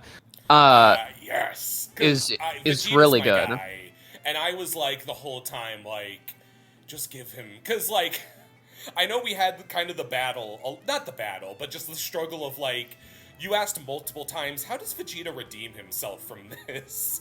And I'm like, just get, and for Vegeta to redeem himself, he has to, I'd say, dig his hole a little much deeper first, Yeah. So it was really hard to save face and be like, just give him a sec, just wait, he's peak, I promise. So I'm really relieved that he stuck the landing for you. Yeah, I think particularly, I would say, as far as character development goes, in, like, specifically with the heroes, Vegeta and Gohan are far and away the best characters. Goku is Goku, and he doesn't really change, but, what's that? But it's him, Goku. Yeah, it's him, Goku. John Goku. John Ball. But, yeah, no, the show is really good. I can see why it's basically influenced everything that's come after. The villains are really, really cool. In particular, I mean, Cell's my guy. I think Cell is fucking awesome. I thought that, like, the android arc and everything with Cell and the androids and future Trunks was just absolutely top-notch. But, like, the other villains are good, too. Like, Frieza is Frieza, and he's awesome. Majin Buu... I'm sorry. I was gonna say Frieza is, like, the blueprint for how I view... like, he was, like, the earliest, just, like, absolute hater I ever encountered as a kid. And I think he's been something of a blueprint since then. No, I get that, yeah. I would say Frieza's definitely after, Cell for my villain. Yeah. Although I did like Buu. I do agree with, I can't remember if it was you or Jay that says the Buu arc kind of has a problem with, like, they're like, okay, Buu, I've unlocked this new form. Now fight me. Boom! Okay, Buu, yeah. I've unlocked this new form. Yeah, Buu, I think Buu is easily the weakest of the 4 arcs. But it's still good. Says a lot. I was gonna say, it says a lot how good it's still rather good, yeah. Yeah. There's unfortunately not a lot to say about Dragon Ball Z besides the fact that it's just like, it's worth giving a chance. I think it is really cool. But I also watch Kai because I can't imagine that being longer. Because we got to defeating Frieza, which I want to say was like episode 77 or so. I might... No, it was like in the 50s, if that. Something like that. And I think I looked at how far we would be in the same number of episodes in the original anime, and it's like, oh, we'd still be dealing with the Ginyu Force or something like that. Uh-huh. No, it was something like we beat Frieza in the something like 54 or so, and it would take till 77 in the original anime. I think that's what it was. No, Kai is just like way better paced. And I know there was like some filler that y'all wanted to show me, but I feel like that's just like, it's fine to show after. Like, that can be canon or not. We watched all of the Dragon Ball movies, and I would say my favorite is probably... It might be Father of Goku Bardock. I thought that was, like, emotionally the best, followed by History of Trunks, followed by Fusion Reborn, because Janemba is fucking awesome. We started Super, and I really liked the first 2 Super movies. I thought Beerus was a ton of fun. And then we got into the show, and I'm kind of concerned, I'm not gonna lie. I'm not gonna lie, I'm having a hard time sitting through it again. Yeah.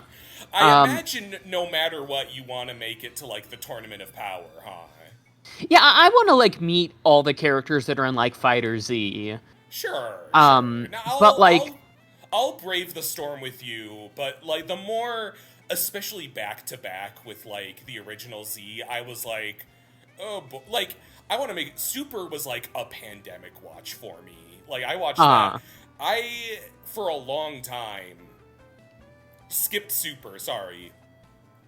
Gosh, I lost my train of thought, sorry. And I was, like, one of the diehard Dragon Ball people, and I just didn't like the looks of Super enough, and it's, like, kind of lower budget episodes and weird new characters. Not Beerus, but, like, some of the other weird new characters that I was like...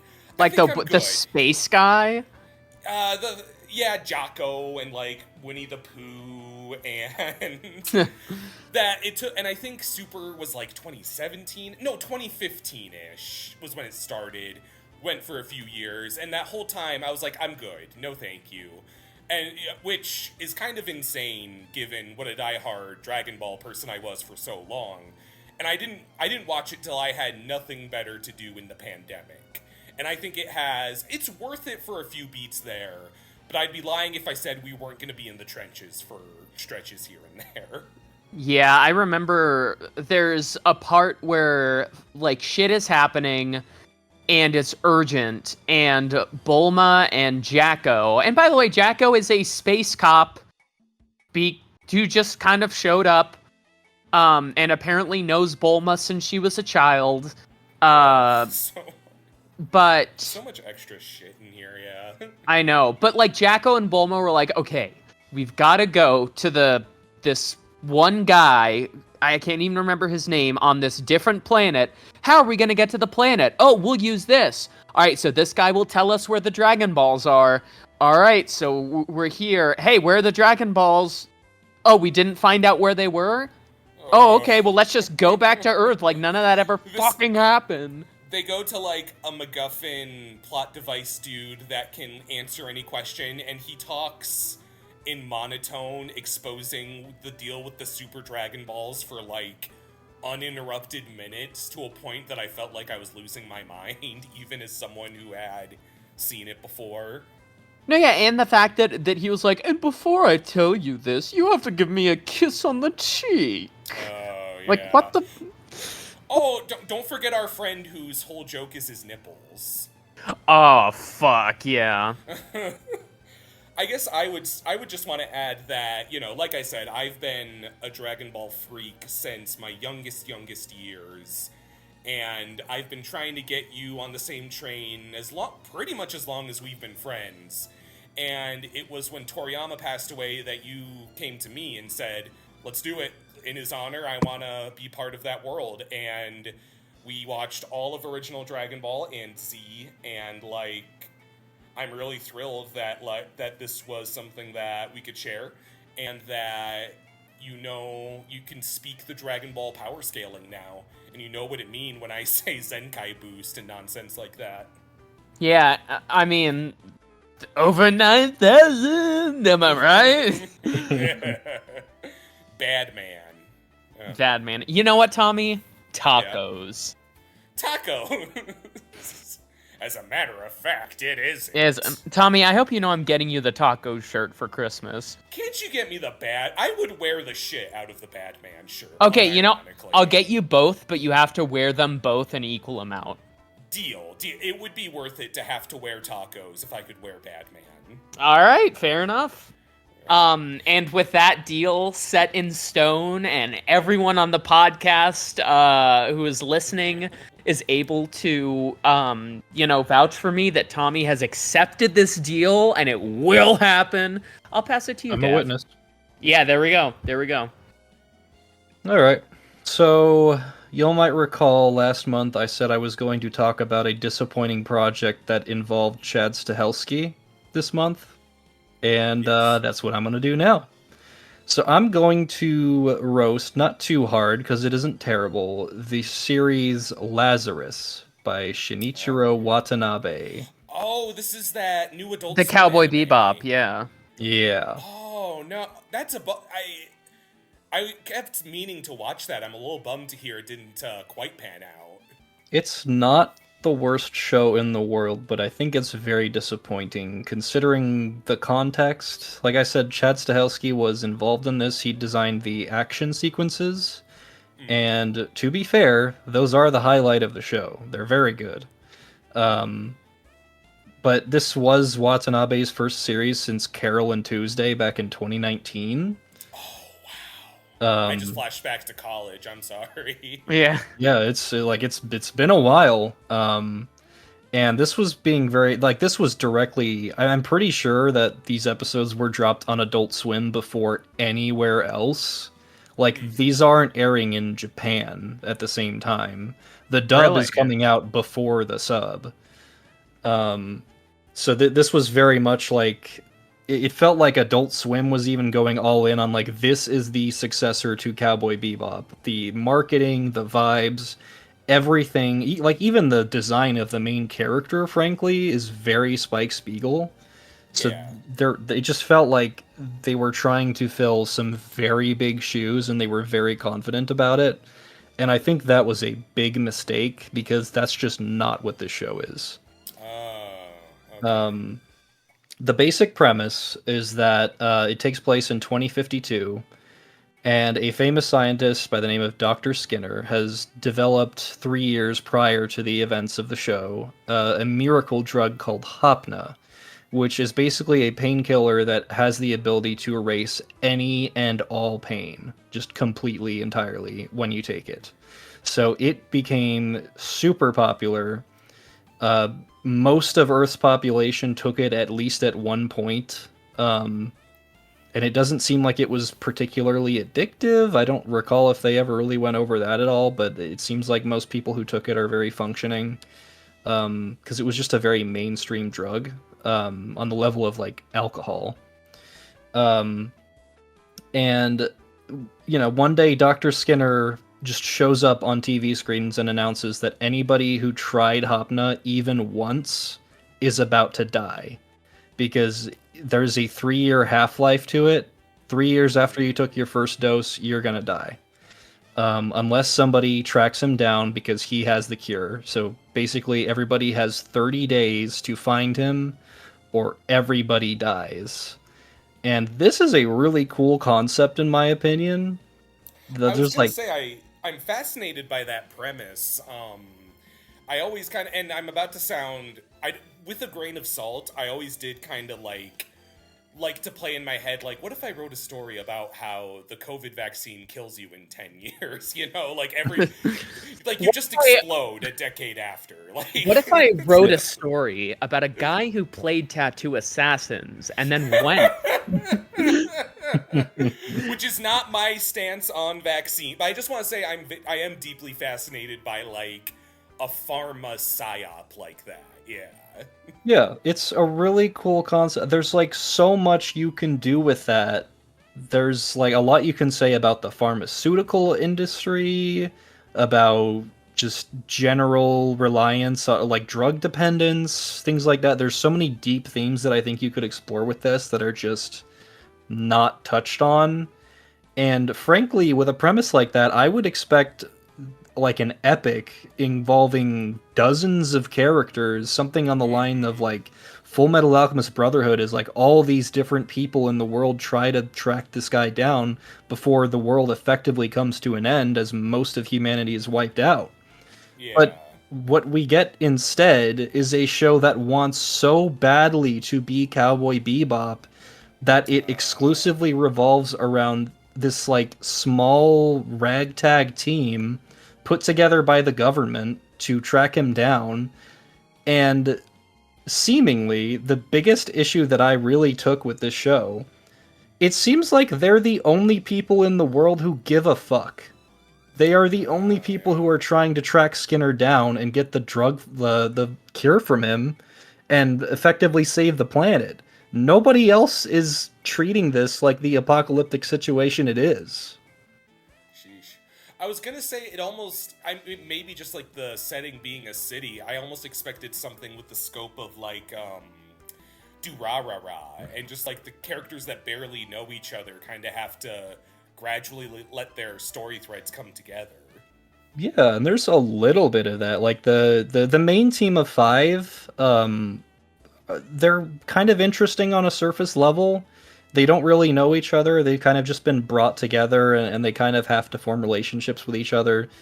The problem, though, is I think the entire show is only 13 episodes, and it wraps itself up at the end. It's not like they're setting up for a sequel, even though they could if they wanted to. The story that's presented is finished, though. They just crammed it all into that 13 episode length, and I think that's kind of to its detriment, because the 5 main... I don't think that there's a single one of the 5 main members that I came out of this like, oh, they were cool. They're so surface level.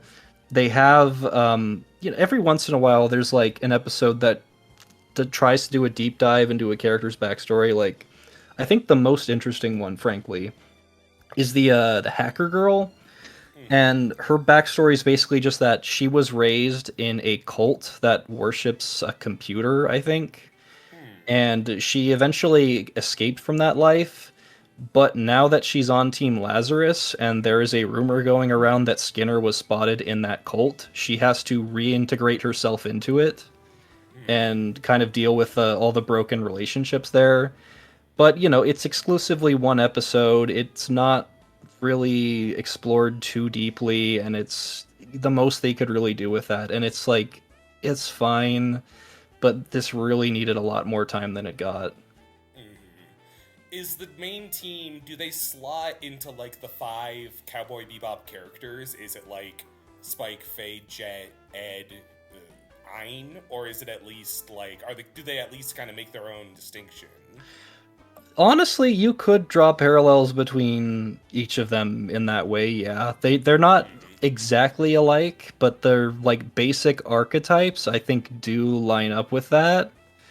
And to be fair, that's like a pretty malleable setup of like loose cannon leader, kind of wiser guy, and then a couple more rogues.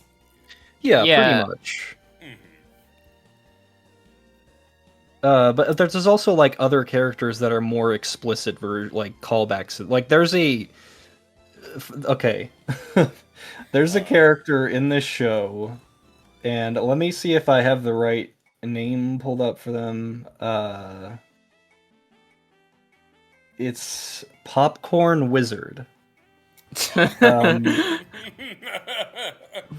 She is the lowest of the low points of this show because she is exceptionally annoying while simultaneously being one of the most important characters in the show, while simultaneously having a total screen time of about 6 minutes, and is very clearly heavily based on Ed from Cowboy Bebop. Like their general demeanor, their rough design, it's very Ed, but she is just like 1,000 times more annoying and 1,000 times more important simultaneously, which I think is emblematic of the mishandling of the story in this show. I'm guessing like Popcorn Wizard is like a username, like they're a computer fella of some kind. Yeah, she's like that's like her hacker name. Like the girl I was talking about who came from the cult is called, she's like another girl hacker, and she goes by Mad Screamer. Which is very ironic. Screamer. I'm a hacker and I'm called Tattoo Assassin. And I went out to get a tattoo after I... Specifically after I played the game. Um, but it's a very ironic name because she's generally a very like closed off, silent type, and I thought that would be more interesting. Turns out it's just kind of boring. Um, and that is just kind of the case with a lot of these characters. Just like you see their basic silhouettes and their introductions, and that's kind of the most you're going to get from them, because any story that they explore with them is ultimately not going to really matter or go anywhere. I do want to praise some things about that. Like I said, Chad Stahelski being involved with like the action sequences is obviously very good, because those turned out to be really the high points of the show. The animation is overall really good.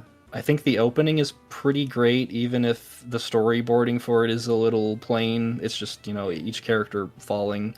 And it's very, very clearly trying to invoke feelings about the Cowboy Bebop opening. It's that sort of like single color, basic look to it, and the acid jazz. And yeah, I really think that's the problem with this show, is it wants to be Cowboy Bebop, but it ain't fucking Cowboy Bebop. Yeah. It couldn't possibly live up to that with such a grand premise and such a gigantic pair of shoes to fill that was only given 13 episodes on Adult Swim to do that. It couldn't happen. And I think that ultimately, the way they resolve everything, like, I really thought that they were going to build up Skinner to be more of, like, a sympathetic villain, and they kind of try to do that. Like, they explicitly say, rising sea levels from climate change have sunk a bunch of islands around the world, and right before they were all sunk, Skinner went and bought the land from the inhabitants. And so now all the native inhabitants of those areas are like loyal to him, to the point that they like know where he is the whole time and don't fucking say anything, which is ridiculous, fucking absolutely absurd. I'm sorry, like I cannot get over the fact that this is an apocalyptic scenario and nobody gives a fuck. The main characters barely even stress out about it, even though they're the only ones who are trying to accomplish this goal. And there are like 3 episodes of this 13-episode show where some external force comes in and actively tries to stop them from doing what they're doing for no better reason that they're trying to like keep something covered up. Oh, and like I'm sorry, I know that people in power are evil and there are like billionaires who don't want to give up their money and their power. But if the world is going to end in 30 days, yeah, somebody's gonna give enough of a shit to like try. And I'm not sure if I want necessarily to go into deep spoilers with this. I think that some people might still want to watch this, and that's fine. The whole like goose chase of trying to find Skinner resolves so disappointingly. Like, Tommy, if I can ask you, what is the most subversive place you think Skinner could be? Oh, man. The most obvious, stupid, subversive, like, I bet you didn't expect that. Like, where do you think he could be? I guess if I were Skinner and I wanted to piss off a hypothetical audience watching a show about me, I would just, like, be chilling in a McDonald's or something. You know what? You're not that far off. Oh my god.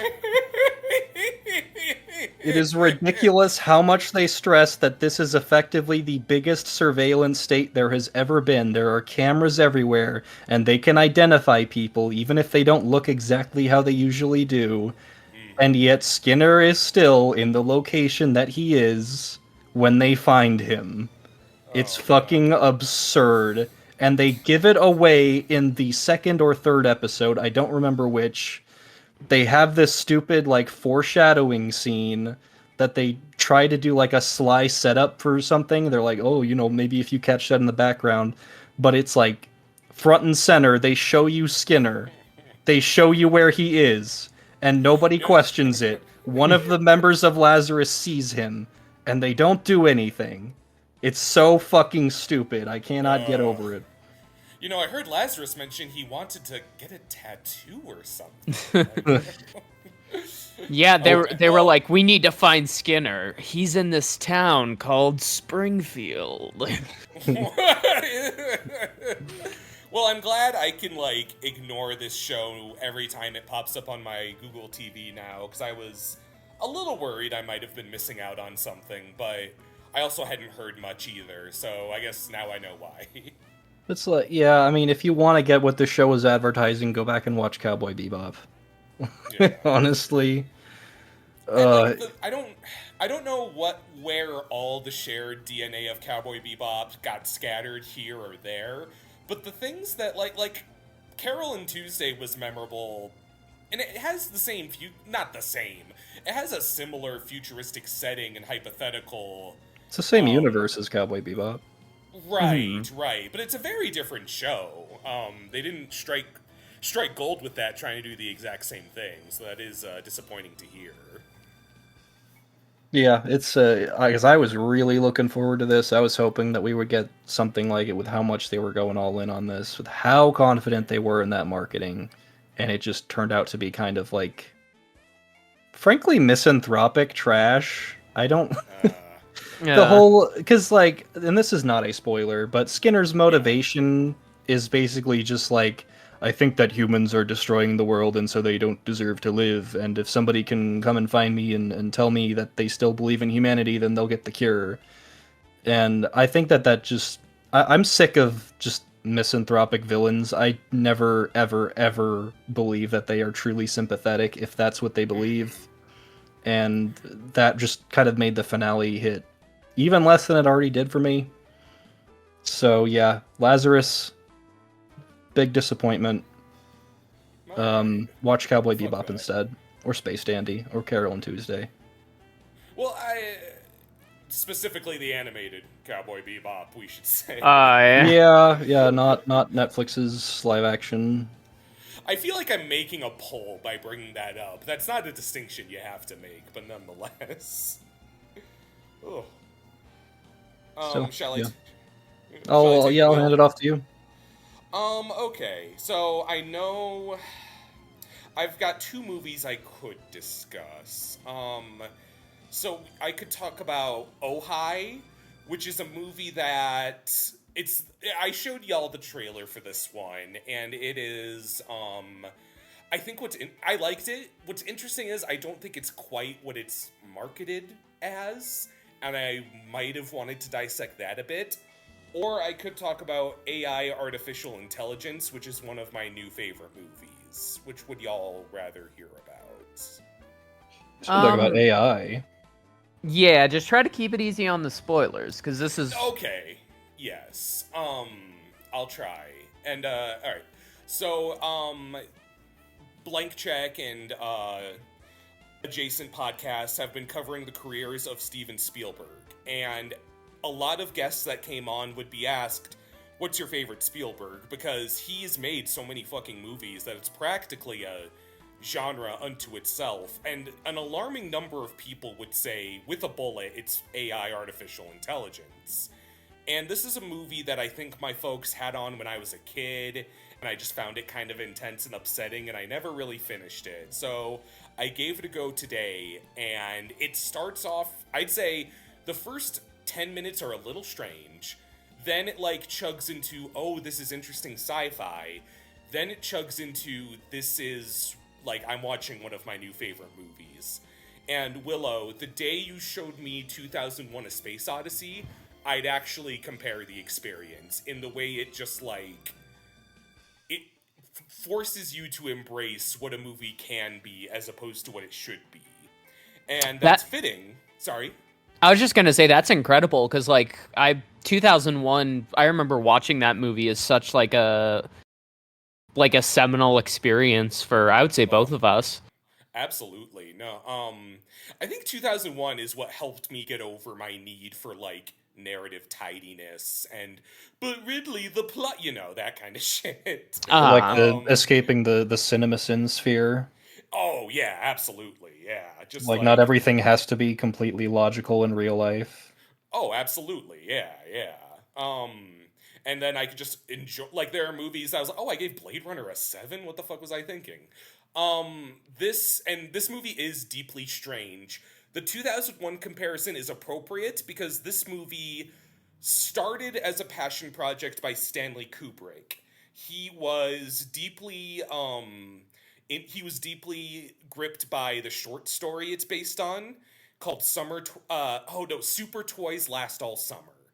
And it's about an AI little boy, kind of in the vein of Pinocchio, kind of chasing his own humanity. Here's Kubrick was putting off making this movie because he wanted technology to catch up, and he wanted an actual robot boy in the lead. And the rumor is that he teamed up with some effects house, they made a little animatronic boy, and there was test footage that was horrifying, and they threw it out, and it's never to be seen again. That sucks. I would have loved I to see that version of the know. movie. But he would collaborate really closely with Spielberg, and Spielberg was also really involved with the idea. Kubrick, of course, passes away, and it's within a year or two of Stanley Kubrick dying that Spielberg is like, I want to finish his passion project and actually bring it to life. And I'm also going to cast a human boy as the robot because I'm not psychotic. So we have Haley Joel Osment as A boy. the boy, but his name is David, unfortunately. Oh he want man. ice cream? So it's perhaps a documentary. He's a little robot boy. He's literally Robo-Dav. Yeah, exactly. That's why there is a point where he says, "My name is David," and I almost lost my damn mind. Goddamn. So he's a little robot boy. He is manufactured as a stand-in for like grieving couples. This couple comes into possession of him because their biological son is in a coma, and it's the first like half hour or so. The man of the couple brings the boy home and like kind of startles the woman, and she's like, "Oh, what the fuck?" And like David is creepy. Like he can't eat. So when they have dinner, he's just sitting there watching. And like he doesn't understand social graces, so he just swings the bathroom door open. And eventually what happens is their comatose biological son wakes up. And, even though they're getting used to David and having a little robot son, they now have to reckon with having a real boy and a little robot boy. And, I guess I'm going to keep it a little light on the spoilers from there, but something occurs that causes David to he has to go on a journey. I don't want to give away how he ends up on that road, but he ends up in this world. It's a futuristic, I guess, dystopia. Yeah, definitely dystopia. I think all the coasts are flooded, so New York and California are almost completely underwater, and you have this really cool kind of Blade Runner-esque futuristic city right in the middle called Rouge City. David has to meet up with a pleasure unit who's, male sex entertainer named Gigolo Joe, played by Jude Law, and I think their dynamic is super interesting because David is designed to, instill parental love, and Gigolo Joe is about sexual love. So they both kind of have this like weird understanding of like instilling affection, but it's like all transactional, and there's a tragedy to how they don't know it. I'm being careful with what I reveal.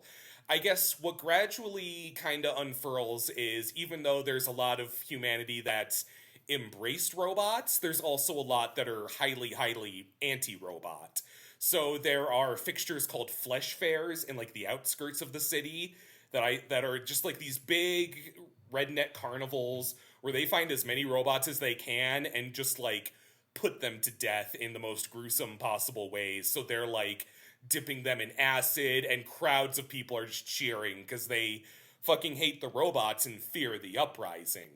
And I don't, like, to be clear, I don't think this is a film about, like, the state of AI as a science. I don't think it's, like, relevant to how we use AI now or anything like that, except in some smaller macro ways. But what always really fascinates me is the idea that if humanity was to rebel against a robotic uprising or AI, there's almost no doubt they would be so especially sadistic and hateful and, like, relish in causing these robots however amount of pain, because I think human is innately a bit cruel, and if you give them the excuse, oh, it's just a robot, they'll, like, go fucking hog wild. That's something they kind of play with in, like, the Animatrix, and I think they pull it off really, really well here, where they just have this cage of fucking robots, and they're just cheering as they, like, strap a comedian robot voiced by Chris Rock to fireworks and blow him apart, and, like, just doing these extraordinarily cruel things with kind of the excuse of, they're clankers, you know? And I say this as someone who's, like, staunchly skeptical of AI technology as we know it today, you know? It's fine to make the distinction, though, because AI as we know it today is not even remotely the AI that is presented in, like, sci-fi. Yeah. No. Our AI is, like, word guessers. AI in sci-fi is, like, actual, literal, Robots. artificial intelligence. And I do feel Well, it's- like just to piggyback off that there has been like a bit of a loss in like speaking about artificial intelligence because of how we look at it with like a modern lens, because like objectively modern quote unquote AI is like actively killing the world. Yes, Whereas yeah. it comes to or it seems to me that the case in this is that the world did not end because of the robots. They just like it's a separate thing. Yeah, basically the coasts flooded, so population dwindled. So less people are allowed to, and there's less resources, so there's less room for more children, so they're like relying on robotic companionship, like little robot boys and love units, that kind of thing. Yeah. Hmm. Phooey, I'm sorry. And you know, like watching Fantastic Four, I'm like, oh, that'd be cool if I had a Herbie to vaguely humanize to do my dishes, not use a gallon of drinking water to generate a chicken parm for me. So yeah, no, absolutely. Gosh, I guess I don't want to go too much deeper than I will say this is that this movie had, I think, when this movie first came out, it like doubles its budget. It's not a big like check bounce, but it is kind of like, hey, Steven, you okay there? Because every Steven Spielberg movie, let's be honest, is about mommy issues. This one implies things about Steven Spielberg's relationship with his mother that you could not waterboard out of me. And I think people were deeply uncomfortable with that. But it's also deeply earnest, and it's coming from the point of view of just this little robot, Haley Joel Osment, who I think is probably the best kid actor we ever had. And there are aspects that are horrifying to the existence of this little robot boy. And I think that's kind of, it is, if you asked me to give this movie a genre, I'd say it's pretty much a sci-fi adventure. But it's also deeply harrowing, deeply philosophical. It will make you look inward about, you know, the nature of memory. And I think some people go and be, oh, it's a kid-robot adventure, and maybe he, you know, finds that his roboticism doesn't matter. No. I'm just gonna say, like, this is maybe the most upset I've ever been watching a film, and yet I kinda can't wait to revisit it. And it is, like, I've heard some people go as far as to say they consider it a sci-fi horror. And I Oh find hell that, yeah. yeah, and like I'm not gonna tell people what they can't. I personally would place the adventurous and fantastical elements above that, but there are undeniable elements that are harrowing and disturbing. And I think it's sorry, it's 2.5 hours and it goes through all those fucking emotions, on top of having, honestly, I'm gonna try and be brief to not spoil it. It has a baffling 2001-esque ending that kind of just like fills you with a similar cosmic dread, I would say.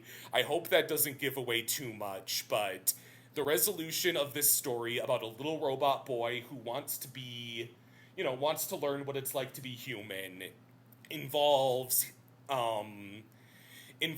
advancement beyond millennium and like unfathomable distance from where he began. And I hope that's not giving away too much. Yeah, sorry. So I was gonna say that is like kind of almost word for word Space Odyssey. Yes, but I'd say almost. I mean, just because both endings have like a similar thing doesn't mean they're the exact same. You're catching on to. I just don't want to give away the specifics, I guess. But you are absolutely catching on to, and those are and like people have. There are a lot of people who are kind of like, oh, that ending. I think that was Spielberg. He has been pretty steadfast that he kept true to Kubrick's treatment of the narrative.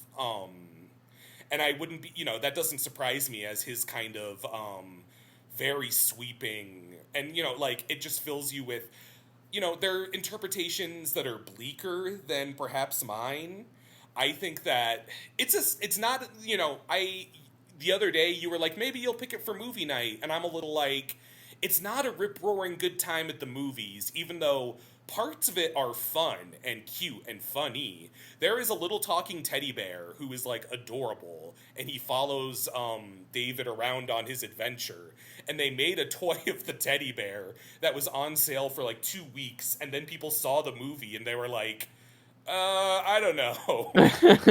It's a deeply, I think that is why it has such a bizarre reputation. It's, it's like for stretches it's kind of a family adventure, but even those parts of it have deeply dark undertones. But, the broadest ideas are optimistic, and yet the actual execution is often deeply harrowing. And I think, it is like 2001: A Space Odyssey mashed together with, Pinocchio, really. And they directly refer to Pinocchio and use that as kind of a blueprint for a lot of the plot. Like, David's favorite storybook is Pinocchio, and he kind of follows that as a Rosetta Stone. Oh, fuck. That means this movie can be traced back to the biggest Chad of all time, Stromboli. Well, because Brendan Gleeson, a.k.a. Knuckles McGinty, is like the runner of the Flesh Fair. So if you consider that parallel to, like, Pleasure Island or the Puppet Show, then, like, yeah. I don't know if Dav knows this, and we're probably going to have to cut this out, but the movie Pinocchio is directly responsible for the "Where You Gonna Push Me" bit, and I'm not exaggerating in any fucking way. I vaguely know that, and I hate it for it. Where I can fuck you always. Money? So, I'm gonna try and watch every Spielberg before The Dish comes out next year, but I don't see AI getting toppled from first place for me. It could. I was like flirting with the idea of it kind of breaking into my top 4, because I think it is astounding. I could see it not clicking for everyone because it's also, like I said, deeply earnest and strange, but it is like everything kind of harrowing and chilling about Kubrick's storytelling mashed with everything really warm and affectionate about Spielberg's, and it goes down better than you'd think. It sounds really interesting. I've heard good things about it. Mm-hmm. Sorry, Willow, I feel like you were about to say something too. I was gonna say, this just kind of has me eager to, like, watch it, like, as soon as possible. I really might cool. See if I can rent it after this. I had to rent it as well. It goes well, a bit elevated. And I wanna, I'd give the heads up too. It is very strange. Like, there may be points where it's so earnest, you might be like, what the fuck? but I think it's like one of a kind, even if it doesn't necessarily click with you. Fair enough. Yeah. All right, final rotation. Let's go for it. Okay, I know we've been doing things a little long, but so I'll try to keep this brief. Did I talk about Binding of Isaac? I don't think you've toasted or roasted it. No, Yeah. I don't think so. Okay, I am going to toast it.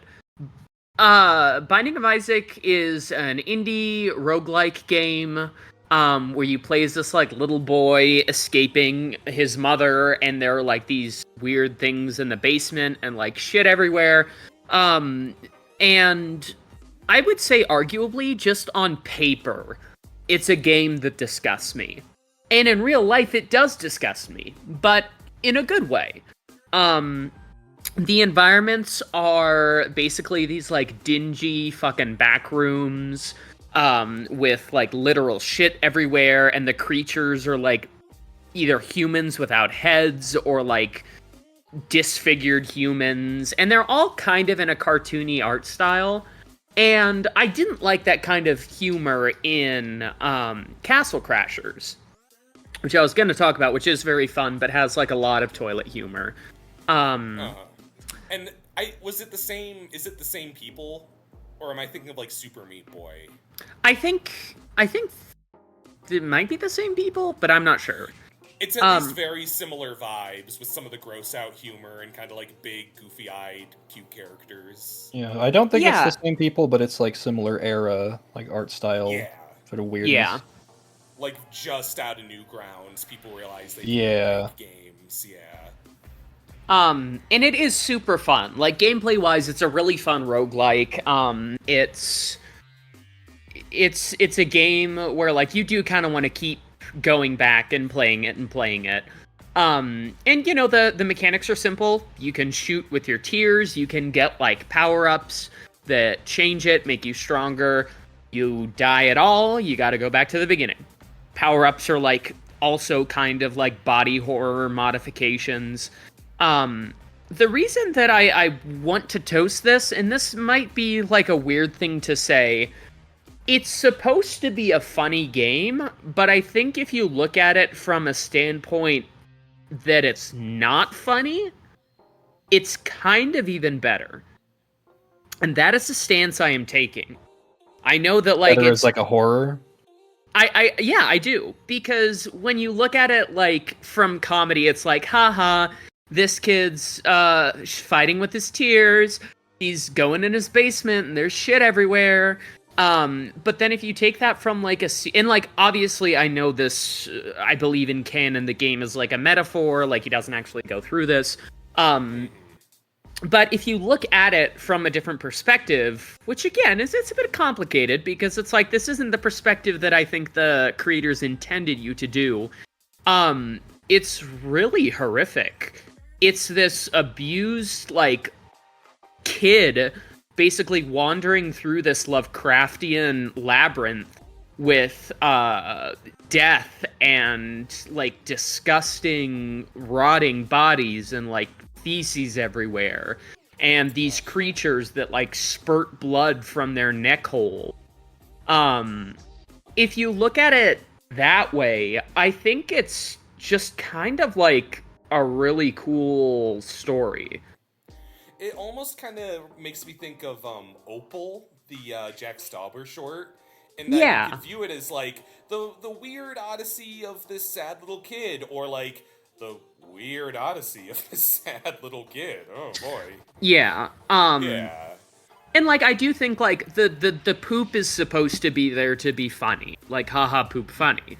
But if you look at it as like this is under this kid's house, and to escape his abusive mother, he is trudging through like layers of shit and mire and grime just to find some element of safety, only for him to find a box and suffocate in it and die in it, hiding from his mom. I think when you look at it like that, it's kind of just like a really cool story, right? But if you look at it for how it's intended, it's just kind of like it's just kind of like, yeah, it's a Newgrounds silly poop game. Oh, look at that, there's poop. Oh, look at that, that's so gross. And I do think it has me like conflicted about, you know, intent versus analysis, because your interpretation. Yeah, which I mean, it's insane to say this about fucking The Binding of Isaac in a game that is objectively designed to be funny. But I just think that, like, for my personal taste, I didn't really find it at all funny, and like I know that obviously I just gross out humor is not for me. So as it's intended, I would probably be roasting the game. I would probably be like, this is disgusting. This is just like complete, like, no substance, putting in like the grossest visuals you can just to be gross. And like, I think the canon ending is that like this is a story that his dad is telling him that he's like contributing to. I believe. I'm not sure. But looking at it as a straightforward story, it's a really cool and like really kind of upsetting story. And I want... Oh, sorry, go ahead. Well, you know, I'd say, you know, if you're struggling, I'd say, you know, art is in, you know, beauty lies in the eye of beholder, and that goes for, like, content and art as well. And, you know, it makes me, like, when we discussed Armageddon last month, and how, you know, if you take it as prescribed by Michael Bay, it's a deeply right-wing grift piece. But if I watch it and am amused by the ridiculousness, and that's my interpretation, then it's a net positive and you've enjoyed it. So I would encourage you to carry Binding of Isaac in any direction that your heart calls to. Yeah, no, I think, like, obviously it's a seminal indie. Like, it's one of the originals with, like, kind of what you were saying, like, Super Meat Boy. Like, I would say even, like, predating Five Nights at Freddy's, this is, like, when I think of indie games, I think of, like, oh, Binding of Isaac, Castle Crashers, that kind of decade of stuff. Yeah. And I you know, I think, like, again, from the standard standpoint of these are games to make people laugh, I truly don't think they're successful at it. But as games that... I guess Castle Crashers, like, is sometimes funny, but, like, mainly Binding of Isaac. But if you look at it as a, like, this is a harrowing experience of an abused child in a surreal nightmare world that is actually happening to him, it becomes less funny and more so just, this is... Oh my god. So I'd hate to second guess you, but it really does, like, the more you describe it, I truly don't think you're the only one reading it as, like, so staunchly dark. I'm sure there's a non-zero number of people that have the same interpretation, that this is, like, almost strictly a harrowing horror piece as opposed to a comedy. Yeah, and, like, I don't want to be, like, game theory about... I'm sure they probably made a fucking game theory about fucking Binding of Isaac, but, like, again, it's my first, I guess, double up, because it is a toast for what I interpret it as, and a roast for what it is. I see, yeah. Overall, though, I mean, like, taking out, like, the gross out humor, the gameplay is fun, but kind of standard. So that's why I think, like, it's kind of the reading that makes or breaks it for me. But yeah, that's my long bullshit about Binding of Isaac. Well, it struck me as Go ahead, Dav, sorry. I was just gonna say, it always struck me as a very, because of kind of its age and when it came out, and I've only played like a grand total of like an hour of this, like back when it was free on PS Plus on the Vita, like 10 years ago. But from what I recall of it, from what little I remember, it always struck me as a very raw, bare bones roguelike. Like, it's nowhere near the level of like polish and I guess accessibility of like a Hades. Is that accurate? Like, is it very roguelike, less roguelite? Absolutely, yeah. It is very bare bones, but it's also like Hades, I would say, is a long game. But Binding of Isaac, to me, it feels a bit more condensed, and so for what it is, I think it does work. You say that, but I also have people on my Steam friends list with like 900 hours in Binding of Isaac. Jesus Christ. Okay, yeah, I don't think I could do that. It's weird how it really captured some people. But it seems interesting. Yeah. Is it... I know they're doing a new, Super Meat Boy. Am I confused that there's, like, some whispers of a new Binding of Isaac? Am I totally full of shit? I haven't heard anything. Okay, I might just be confusing it with the 3D Super Meat Boy coming out. Yeah. But yeah, that's what I gotta say. I'll pass it over to... Speaking of the ice cream wanter, here we go, David. And you, Dav, you got us a little pumped up about this episode. Is this where we unveil the battle? Yeah, these last two, because I'm certain I know what your last item is going to be. I intentionally... I knew you'd want to save that for last, and I wasn't sure if you wanted to, like... I know we want both to, like, have their time in the sun, but I wasn't sure if you wanted to somehow directly compare them, or what have you. No, we don't necessarily have to. I feel like this is, going to be a little bit more of, the armies are approaching each other, and, like, they're checking each other out, they're flexing on each other, doing a little intimidation tactics before the big war happens, Oh, yeah. Well, we're officially over the hump of the year, meaning we're officially more than halfway to the Toasties, and no more bearing the lead. It sounds like you have a really strong Game of the Year contender, as do I. Yeah, exactly. We're halfway to the Toasties. We've got some pretty solid picks, I think, so far. And I don't know, Willow, are you? Because I'll put it out right now. I am toasting one of the best video games I've ever played, and that's Clair Obscure Expedition 33. And Willow, are you kind of in agreement that this is like your game of the year so far, or do you have another pick, or like how's that? So far, I would definitely say it's because what else came out this year? Split Fiction? No, that was last year, right? No, that was this year. That was this year. Oh. Mario Kart World, which, Rift of the Necrodancer. It's definitely not Rift of the Necrodancer. I haven't played Dune the Dark Ages. I guess by default, I do think this is my game of the year, yeah. Okay. So that being said, I guess I'll just dive into this, and then after I'm done, we'll dive into yours, Tommy, because... Of course.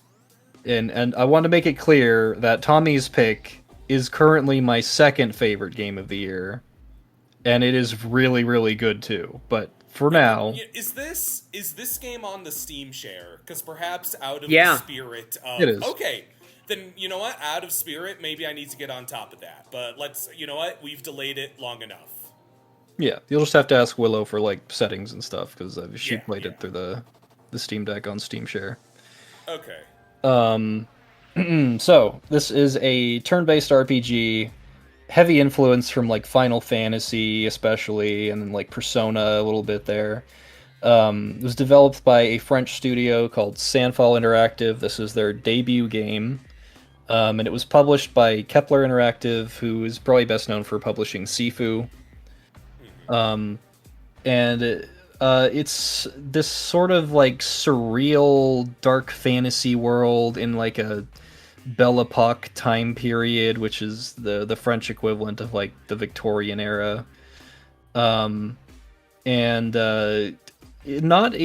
won't say this is an indie game. There were some weird headlines going around about, it was only developed by 33 people. Charlie Cox is in this game. I don't Charlie think... Cox. Yeah, for some reason... Yeah, this little indie movie, it's got Dwayne "The Rock" Johnson in it. Well, it's like when people say Amazing Digital Circus is indie, when it's like industry planted by government funding, I think. Oh yeah, I mean there's money behind it, and the reason I just bring that up for this game in particular is because for some reason for like a month after this came out, there were so many like clickbait headlines about like, oh, this was such a tiny studio that worked on this.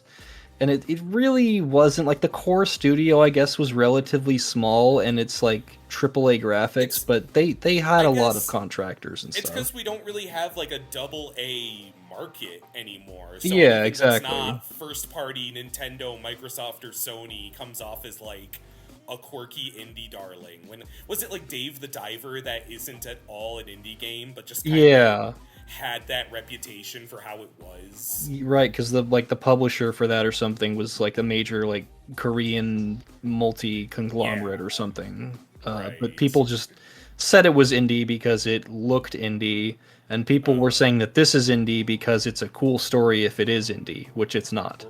Right. Okay. But yeah, they like Willow said, there were like Charlie Cox plays the main character Gustav. And like Andy Serkis is the main antagonist, Renoir. Like there are big actors attached to this, and both of them do super well. I mean, this is Charlie Cox's first video game, and he knocks it out of the park. But so basically, in this setting, every year, this mysterious giant being known as the Paintress gets up and erases a number on this giant monolith and increments it or decrements it down 1. And anybody whose age is equal to or greater to that number gets gommaged. So they just turn into flower petals and like disappear / die. Oh wow.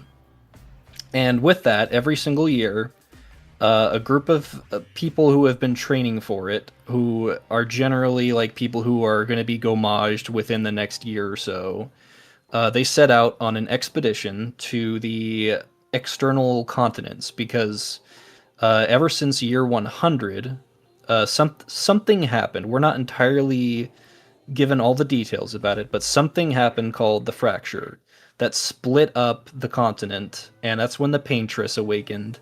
And so now all of humanity is concentrated into this like analogy for Paris called Lumiere.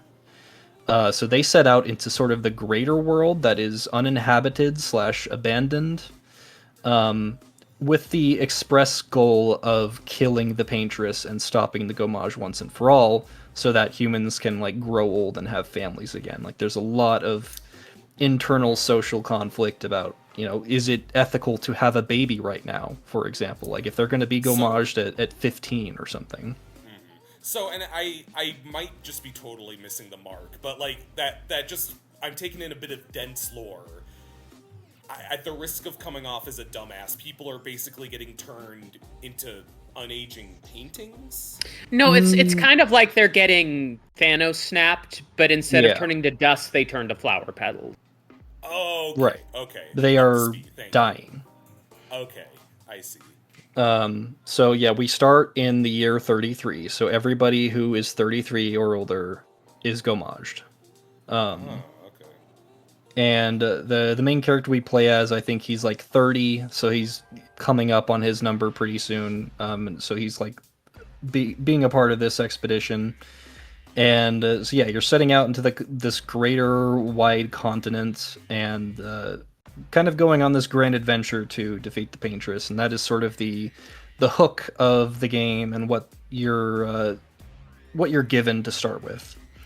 The core gameplay itself is very fun. It's like Yakuza Like a Dragon, sort of. You're given the inputs both when you're attacking and when it's like your turn to get hit by the enemies. You have the ability to dodge, which has a pretty wide window, or parry, which has a smaller window, but if you can pull it off, you'll do a really good counterattack. And what that sort of leads to is, from the very start of the game, you technically have the ability to kill anything. And I say technically because it's like... I think it's... Go ahead. I was going to say, it's technically probably because it's if you do, it's going to take a really, really, really, really, really, really, really long time to like chip away. But Yeah. you're saying you have the tools to stand a chance against virtually anyone. Basically, if like every single enemy you fight has a different attack pattern, but also they only have a maximum of like 5 or 6 moves. Most of them only have like 2 or 3. If you can get that attack pattern down right, you can parry any enemy regardless of their level and basically be untouchable. Okay. This isn't like go Super ahead. Eyepatch Wolf in a recent video, I think, said this is like the best combat he's experienced in an RPG. It's incredible because It is really good. One complaint that I always have with RPGs like, you know, Persona or Final Fantasy or Dragon Quest or something is that you are kind of locked into fighting specific enemies at specific times, barring, you know, you grind for it or something. Like, you as a level 1 hero are never going to be able to defeat a like level 60 boss because you just literally cannot. You do not have the capacity to do so, the skills, the health, whatever it may be. Yeah. But this game gives you the tools to fight anything while still being a turn-based RPG. And That's fascinating. Okay. I don't think I've ever seen that in a turn-based RPG before. I could be wrong, I'm sure something exists, but this is like the first big release I've seen that does that and pulls it off very well. And it's turn-based, but it sounds, and I don't know if you've played these games, but the parrying and dodging and blocking sounds a little like you have some real-time autonomy the way like Mario and Luigi or Octopath allows for. Yeah, or like Paper Mario or something. Yes. Yeah, that's another good comparison. So like you have all your different attack skills, and those have their own sort of inputs to make them more powerful or like add an extra effect or something, and that's nice, but it's like really the star of the show is the dodging and parrying because it does give you the tools to avoid every single attack, or better yet, turn it back against the attacker. That's rad. All right. And it's like it's addicting really to like be like, okay, I'm level 40. There's this enemy that I probably shouldn't fight until like level 65, but I'm gonna fight it anyway. And if I just like memorize its attack patterns, I'm gonna win. Like eventually I'm going to, and that's gonna give me a shitload of XP. It's That basically so appeals to me. Yeah, it's- sorry. it's basically a semi like rhythm game when it comes to parrying. Yeah, because there are I like sound feel- cues and visual yeah. cues. I feel similarly about the game I'm going to discuss, where your understanding of patterns is going to carry you a long way. And that is something that frustrates me about, like you were saying, like in a JRPG where I just hit a wall of like, I don't even know what to fucking do against this guy. But I'm someone that loves Cuphead because I'm just good at endurance. And I feel like I can dodge something overwhelming for 5 more minutes if, it gives me the opportunity to win after that. So that's very appealing to me, yeah. Yeah, exactly. Like bringing that mentality into this game is really the best way to experience it, and just like that does sound abandoning cool. the idea of like because I sang Metaphor Fantasio's praises, and I really love that game. That final boss is fucking bullshit. You can soft lock yourself out of the ending by just not being good enough to beat the final boss. It's fucking crazy. That is not a problem here. It cannot possibly be a problem here because anything the game puts in front of you, if you have the willpower, you can beat it. That being said, this is not a Breath of the Wild. You cannot immediately just go for the Paintress. There is there's a story here. There's a sequence of events, and it's really fucking excellent. I know that Willow, you and I kind of diverge on where the story ends up going. The twist, yeah. But I really, really loved it. I did not see it coming. I could not have possibly predicted it, and I'm really, really happy that it did go the way that it did, because it's like, I don't know, it's a super, super cool concept, and the game does a lot to dangle red herrings in your face to distract from it. and I think that does ultimately make it hit a lot harder. But what's really, really nice about it is that the first time you play this game, the first act is basically incomprehensible as you're just trying to understand what everybody's talking about. And then when you replay it after knowing everything from the twist, you understand everything, and it makes everything hit so much harder. That's fucking cool. Okay. Like from minute 0, everything just makes sense and clicks into place, and it's so cool. And I think they did so well with it. That sounds downright fucking audacious too. Yeah. Like just a big, like, you know, and it is like you see big swings like that, and it's like kind of easier to understand why people would assume it's indie, because I think if like you were like, hey, the first act of the story for this new Persona is going to be narratively incomprehensible, you'd get like thrown out a fucking window. Yeah, exactly. Like, you're thrown into this world you have never seen before. This isn't a sequel to anything. It doesn't take place in the same universe as anything else. So every new word and stuff is like what is that? How come everybody already knows what that is? Nobody's explaining to you what a Nevron is or a Gestrel. You just kind of have to figure that out from the way everybody talks about them. And that, like I said, it makes replays hit way harder, and it's just like a way smarter way to do world building, I think. That's the most anyone's ever sold me on this game.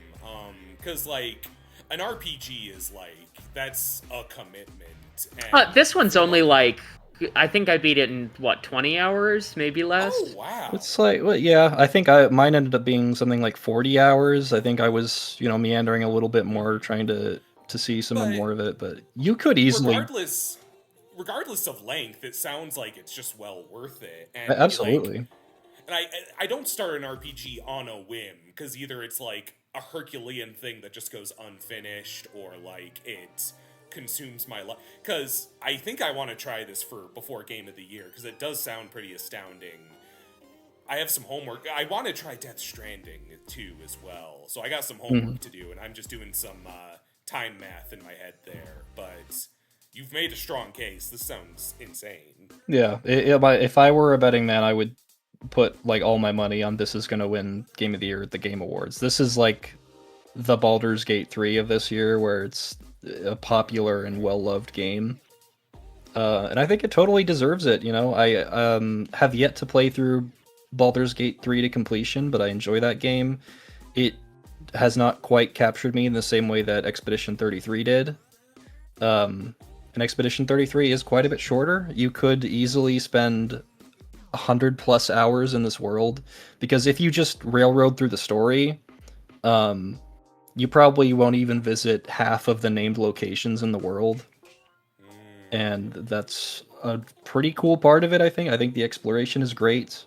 But yeah, it's really, really incredible. This is like a bucket list item game, in my opinion, like play before you die type. If I were to leverage any complaints against this, it would be like the story. I think the pacing could have used a few tweaks every once in a while. There's like, I'm not going to jump into spoilers here, but there's, for example, like a major character death that is placed at, in my opinion, kind of a not great point in the story. I feel like maybe could have used a little bit more bravado, gravitas. But at the same time, it's like there's clearly a lot of intentionality behind every decision in the writing and the story, and everything is telegraphed to you from the beginning. And I think the red herrings are all leading to the same thing. Like, me and Willow, I think both kind of had the same assumption about where the story was going. Yeah. And we were both completely wrong. Yeah. I want to ask too: do you have like a party in this game? Yeah. Yeah. And an RPG, it can kind of live or die by like how your characters do they leave an impression? Most of them, yeah. Absolutely. Okay. I haven't now, and maybe it's just because I don't know how to clock them, but I haven't seen like the outpouring of fan art you get from like a new Persona or something. I'll give you an example. Okay, so yeah. Your equivalent of the Final Fantasy VII airship is a giant cuddly doll man who is filled with wine, and he gives really good hugs, and he is described as the most powerful being in the universe, but he's just too lazy to really do anything. Okay, I'm in. I like it. Like, that's the type of writing that they do for these characters. They're all, I think, honestly, each and every single one of them I really love. And I think that the character writing is excellent. The way that you build relationships is really cool, because they have, like I said, a little bit of Persona influence in that, like, Yeah. technically you can, like, romance a couple of the characters if you so choose. It's not super developed as it is in something like Persona, but it's there. So yeah, those sort of like intimate character building stuff I think is also really well done. Okay, well, yeah, I'll definitely give that a look, because I've heard about this for a while, but that's the best elevator pitch anyone's given me. I think it is well deserving of this Clash of the Titans, if you will. Yeah, I was like thinking of, oh, should we go into spoiler talk? But it sounds like you're gonna want to play that, so we'll not talk about any spoilers. I'll give it a look. Sure. I'll say one more thing about this that I found out browsing the Wikipedia. Apparently, there's a live-action film adaptation in development for this. By Story Kitchen, who worked on the Sonic the Hedgehog movies, and seem to have other projects in the works, including a live-action Sifu, Sleeping Dogs, and Streets of Rage. What the fuck? According to their website, anyway, they have just... And Split Fiction, apparently. Yeah. Well, So interested to see where that goes, but I feel like this is the type of story that works best as a game. I was gonna say, like, even though I'm not a big fan of the twist, I can, like, it didn't ruin the experience for me, but if that was, like, just a movie, I would be like, oh, fuck this. The twist is such a ballsy move that it should be ruining this game for more people. Like, it should be more divisive than it is, but, like, the entire product is such a quality, amazing time that I feel like people just aren't really that bothered by it if they don't like it. Like, it's a Sam I Am moment where you're not sure if the twist really works, but you're in for the long haul and you're just like enjoying the ride regardless. Yeah, like I personally love the twist and love how it elevates the world, but like, you know, Willow, like you're saying, you don't love it, but the game still hit pretty hard for you. Yeah, I mean, like, gameplay alone, I do think it's really good. Yeah, it's fantastic, and that's my pitch for Expedition 33. That is so far my game of the year. Who knows if that'll change? You expressed a little trepidation in the face of Hades 2 forthcoming, though. See, that one is so weird because, like, the last time I played Hades 2 was when I was in the hospital last year. Like, I put that down and I was like, okay, I'm enjoying this, but I do not want to finish it until the full product is out. And it's incredible. Like, the version that I played a year and 2 months ago now, had more content than base Hades 1 has currently. And they have only continued to add more to that. And that is fucking crazy. Yeah, I'm so curious to see what they've added and what they're going to finish it up with. It seems like if they continue developing it at the pace they've been developing it at, it's like full release is going to be in like November or December if it's this year. Otherwise, it's going to be like barely 2026. So I do not know where that's going to fit in the whole like game of the year conversation. I'm gonna hold off till version 1.0 just to like keep my plate in a reasonable place. Yeah, for sure. I mean, that makes the most sense. Like, the story isn't finished yet or anything, so it really just makes sense to wait for V1. Well, gosh, well, we have, I don't mean to rush us along, but we're running a tad long, and I have a lot to say about our next topic. Do you mind if I take us to the other side? It's your turn, General Tommy, to show off your forces. Oh, alright, so... and all right, let's just dive right in. Donkey Kong Bananza. Banana. If you know my history, you know how long I've been waiting for this. Let's just get to the actual meat of the fucking content of the game.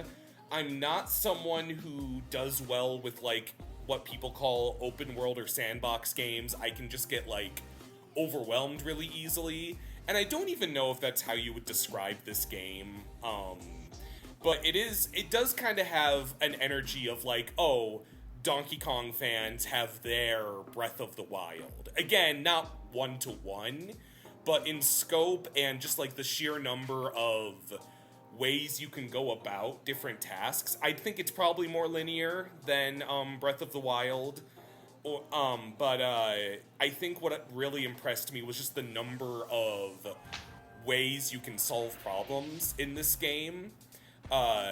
You know, because like I think a lot of people talk about when you first start it and you're in the Ingot Isle mines and you can just like punch right through gravel and rock and look for gold. And like Dav, you finished this game a couple days faster than I did, and I was playing every day, not going to work because my school's on summer vacation. And I think I was literally playing it till my Switch 2 ran out of battery, plugging in my Switch 2 and just being like, I wonder if I can get back to playing it soon, because I just loved it so much. And I think what, like, you could take about as long as I did or you did, me personally, just, like, slowing down, like, in almost every new area or room, I was just like, okay, let's just dig for gold for a bit, because it's so addicting. DK just has his big ol' hands, and he can dig and punch through earth, and it's like, and I use this analogy all the time, if you, like, follow me on Backlogged. It's just, like, my go-to log line. It's like when you're eating ice cream, and you take out a spoonful, and you're like, okay, I'm gonna put the top back on now, but you're like, oh, there's a big ol', like, my cavern of chocolate right there. Of course I gotta keep going. Good old Ben and Jerry's, you just get a big old blob of cookie dough, and you're like, well, I gotta finish that. Exactly, and then you're like, well, now I gotta smooth out the top a little, and that's me when I, like, when you're digging as Donkey Kong, and just, like, a fountain of gold flakes spurts at you, and I'm like, you know, it's the meme of the guy who's, like, about to walk away, but there's gold right on the other side, and you're like, I gotta keep going, and because, you know, that is your currency, but it's also just, like, lizard brain satisfying to, like, so there are areas where if you dig long enough, you'll hit a point where you just come into a room of solid gold that you can just break into tiny pieces and, like, gather back up.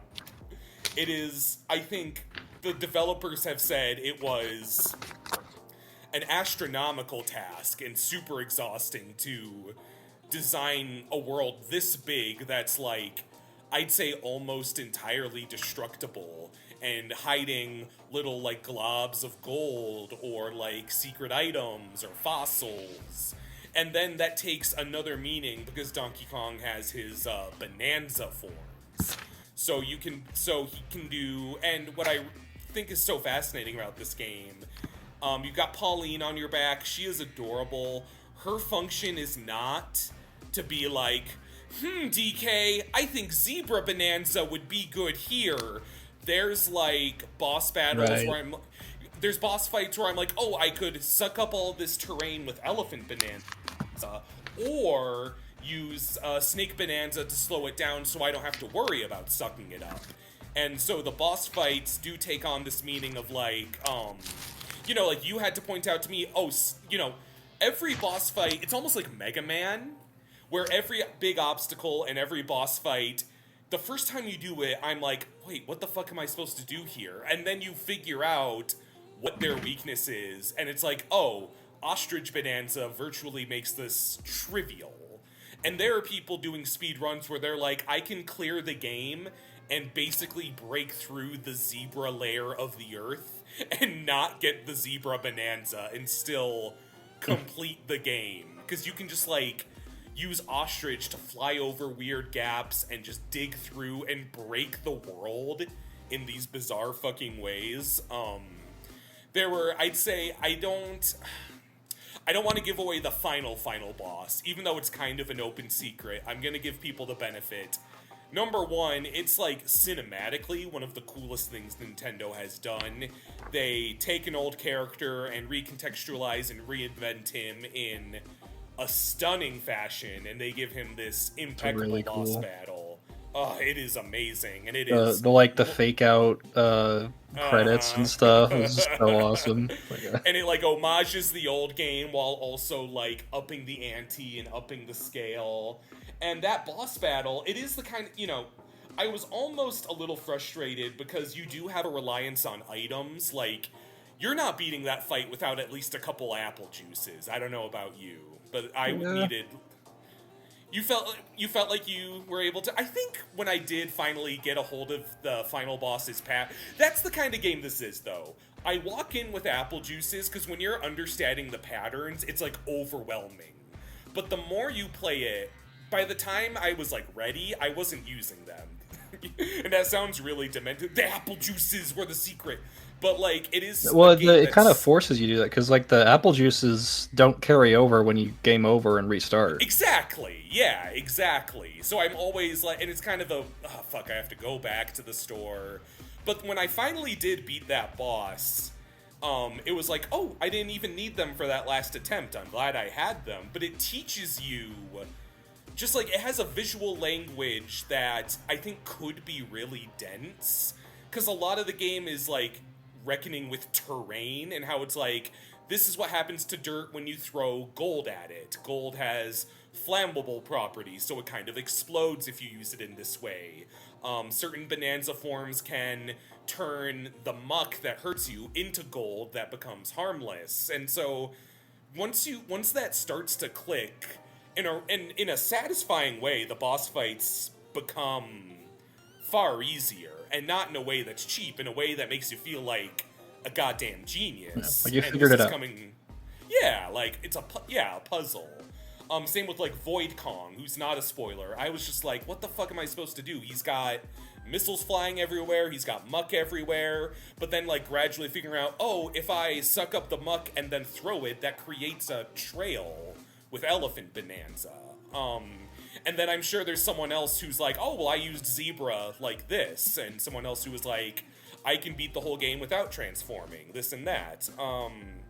Cool shit like that. And, we Donkey Kong fans, we can get indignant, because sometimes he gets pushed out of the way by the Marios and Splatoons of the world. I'd say this. Donkey Kong always gets... He takes long absences from lead roles because he is the mascot they rely on to, like, introduce something really monumental. Like, the first Donkey Kong Country was, like, Nintendo's first foray into, that era of digitized graphics, and that game was, like, hailed as a revolution. People lost their goddamn minds. And then you've got, like, even less successful, but still, like... introducing peripherals like the DK bongos or things like that. And this game was supposed to be on the Switch 1, got kind of delayed to Switch 2, partly because they needed a launch title, I think partly just because it was so fucking huge. I couldn't imagine playing this on a Switch. Like, it already has frame drops on Switch 2 with all the like resources and shit. It's crazy. Exactly. And I think that, like, the best compliment I can give was, for all the time I was disappointed not having a new Donkey Kong on Switch 1 outside of, like, little things, I can see why it was like, oh, this was worth the wait. And this was, like, the grand re-entry he needed to make. And it's in, like, an endearing story where he and Pauline have this, like, Pixar-esque adventure and, like... amazing fucking songs. She has a song for every Bananza that's like a banger that I listen to as I walk to the bus stop because it's just unironically so fucking good and catchy. This was sorry. And in game, when you're in the Bananza forums, if you like look at her model, she has like lip syncing to each and every single song. The detail is fucking crazy.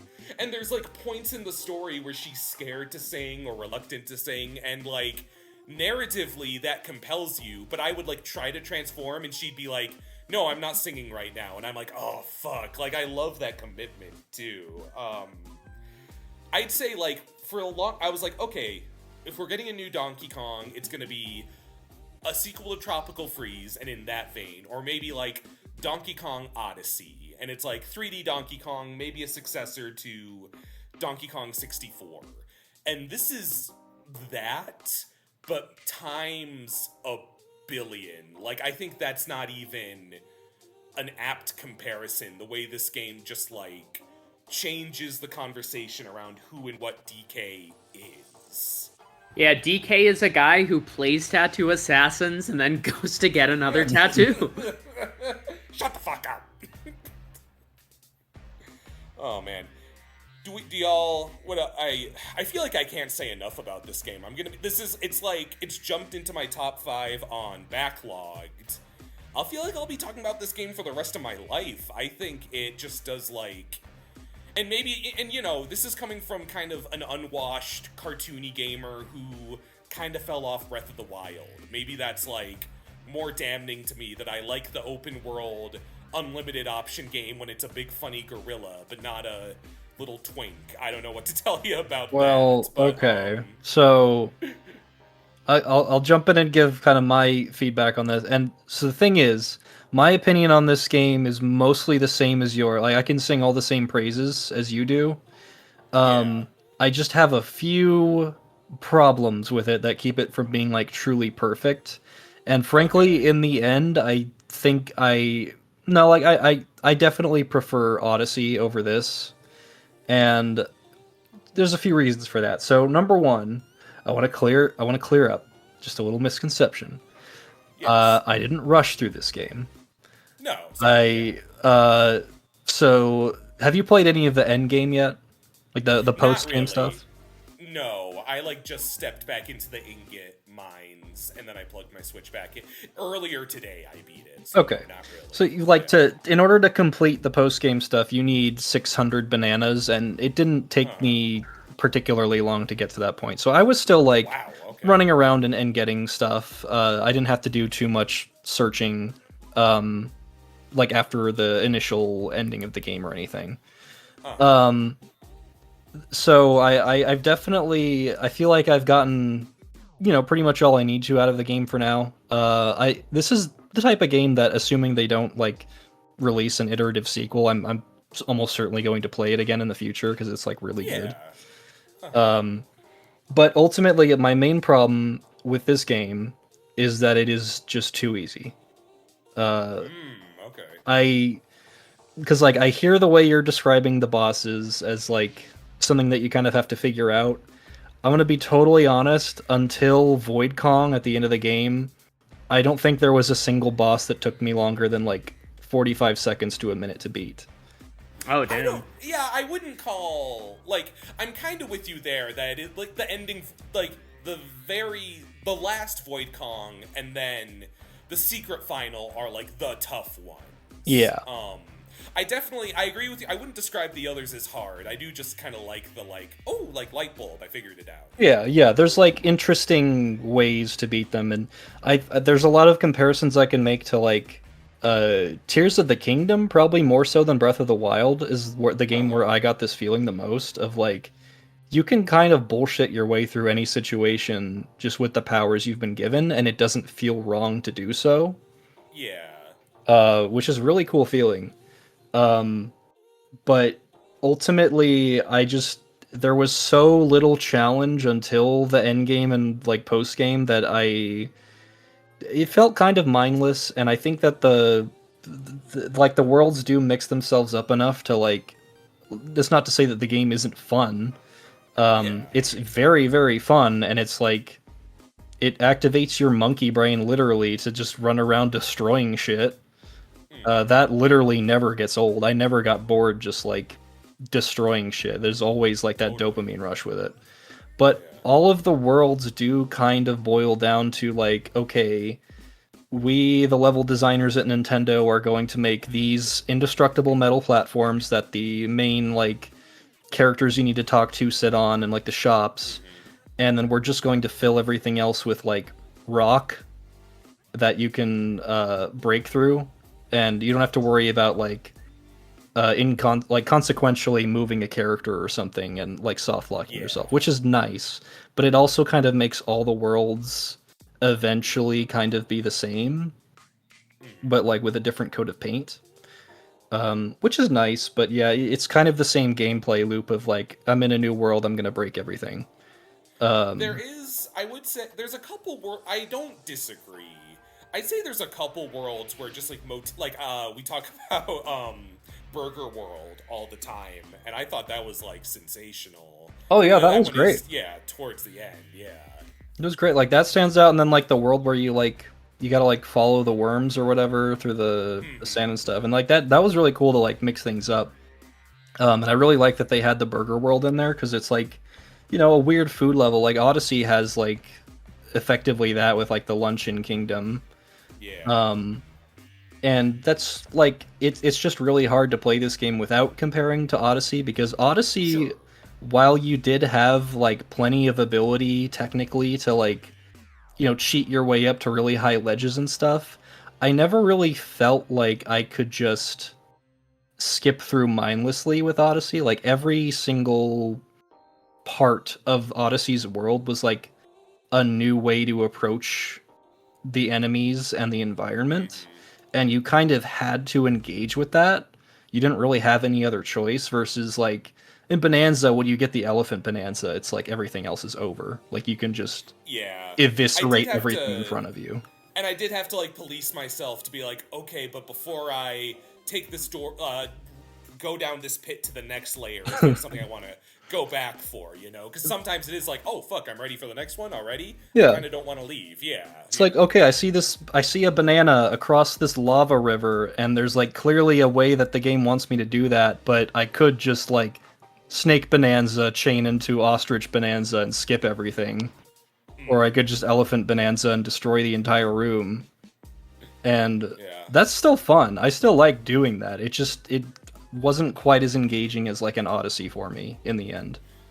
No, that's absolutely fair. And I'm someone, and maybe I'm the perfect audience for this because like A, I'm Donkey Kong brained, and B, I don't dislike Odyssey, or I don't even know if I keep going back to the Breath of the Wild. I don't know if that's the right comparison, but those are just games that just like hit me at the wrong time, and it's like, oh, this is what they've been capable of all along. And so I think we're coming at it from different ways, and I do acknowledge that there's like annoying things about it. It does fucking piss me off when you get apples or gold, it just like falls off the side and you can't fucking get it. Yeah, and there's like some inherent jank with a fully destructible environment. Like there's just like sometimes when it's like, okay, I sucked up this lava river as Elephant Bananza, and now I'm going to walk through it, except ouch, there's like a tiny piece of lava that was left behind, and now it's doing damage to me. And like I said, like, I wouldn't describe these bosses as hard, but there are points where, like, there's the trails of muck, and I think I just, like, left a rock in a weird space that elevated it above my head and made me stuck underneath it, and then my hearts are just, like, draining, and I'm like, what the fuck? Wait, hold on. It's the way that they have the, like, different elemental, like, water, lava, rock, and then they basically use a big old paintbrush on it. It kind of inevitably leads to the fact that, like, if a certain mineral has a certain effect on you, and you leave even a tiny sliver of it to the point you can't even see it, but it's still there, it's gonna cause some frustration.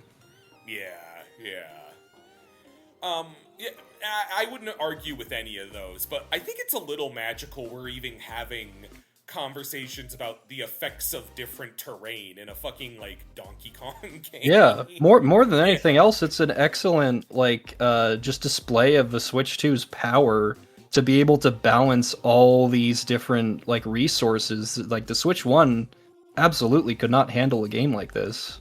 No way. Not with its own processing power.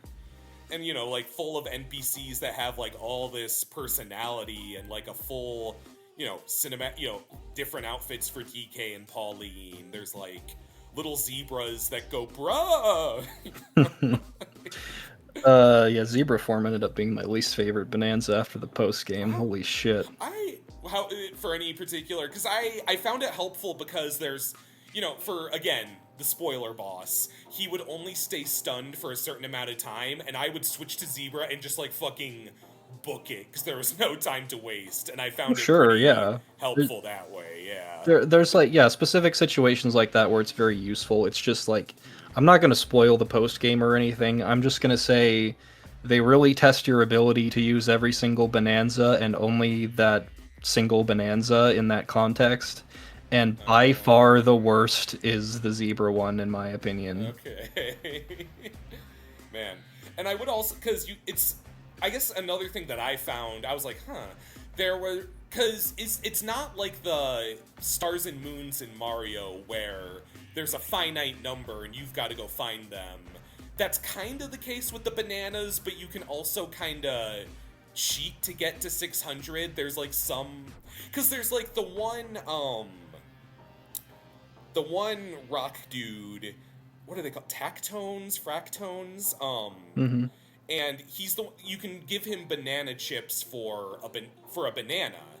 And he keeps just on, every time you talk to him, he just raises the price, and I was like, is he gonna cut me off at 3 and that's like the given finite number in this area, or can I get to 600 theoretically by talking to this guy over and over? That's something else that kind of threw me for a loop. Well, Odyssey kind of has that too. There's like merchants that you can exchange with, and I think you can go up to like 99 or something.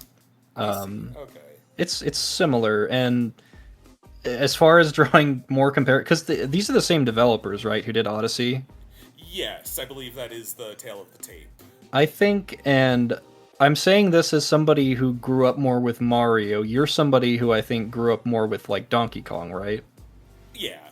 So in terms of like nostalgia factor, and this is a weird thing to like even consider, I know it's like so stupid, but Mario Odyssey catered very specifically to my nostalgia of like 64 era Mario.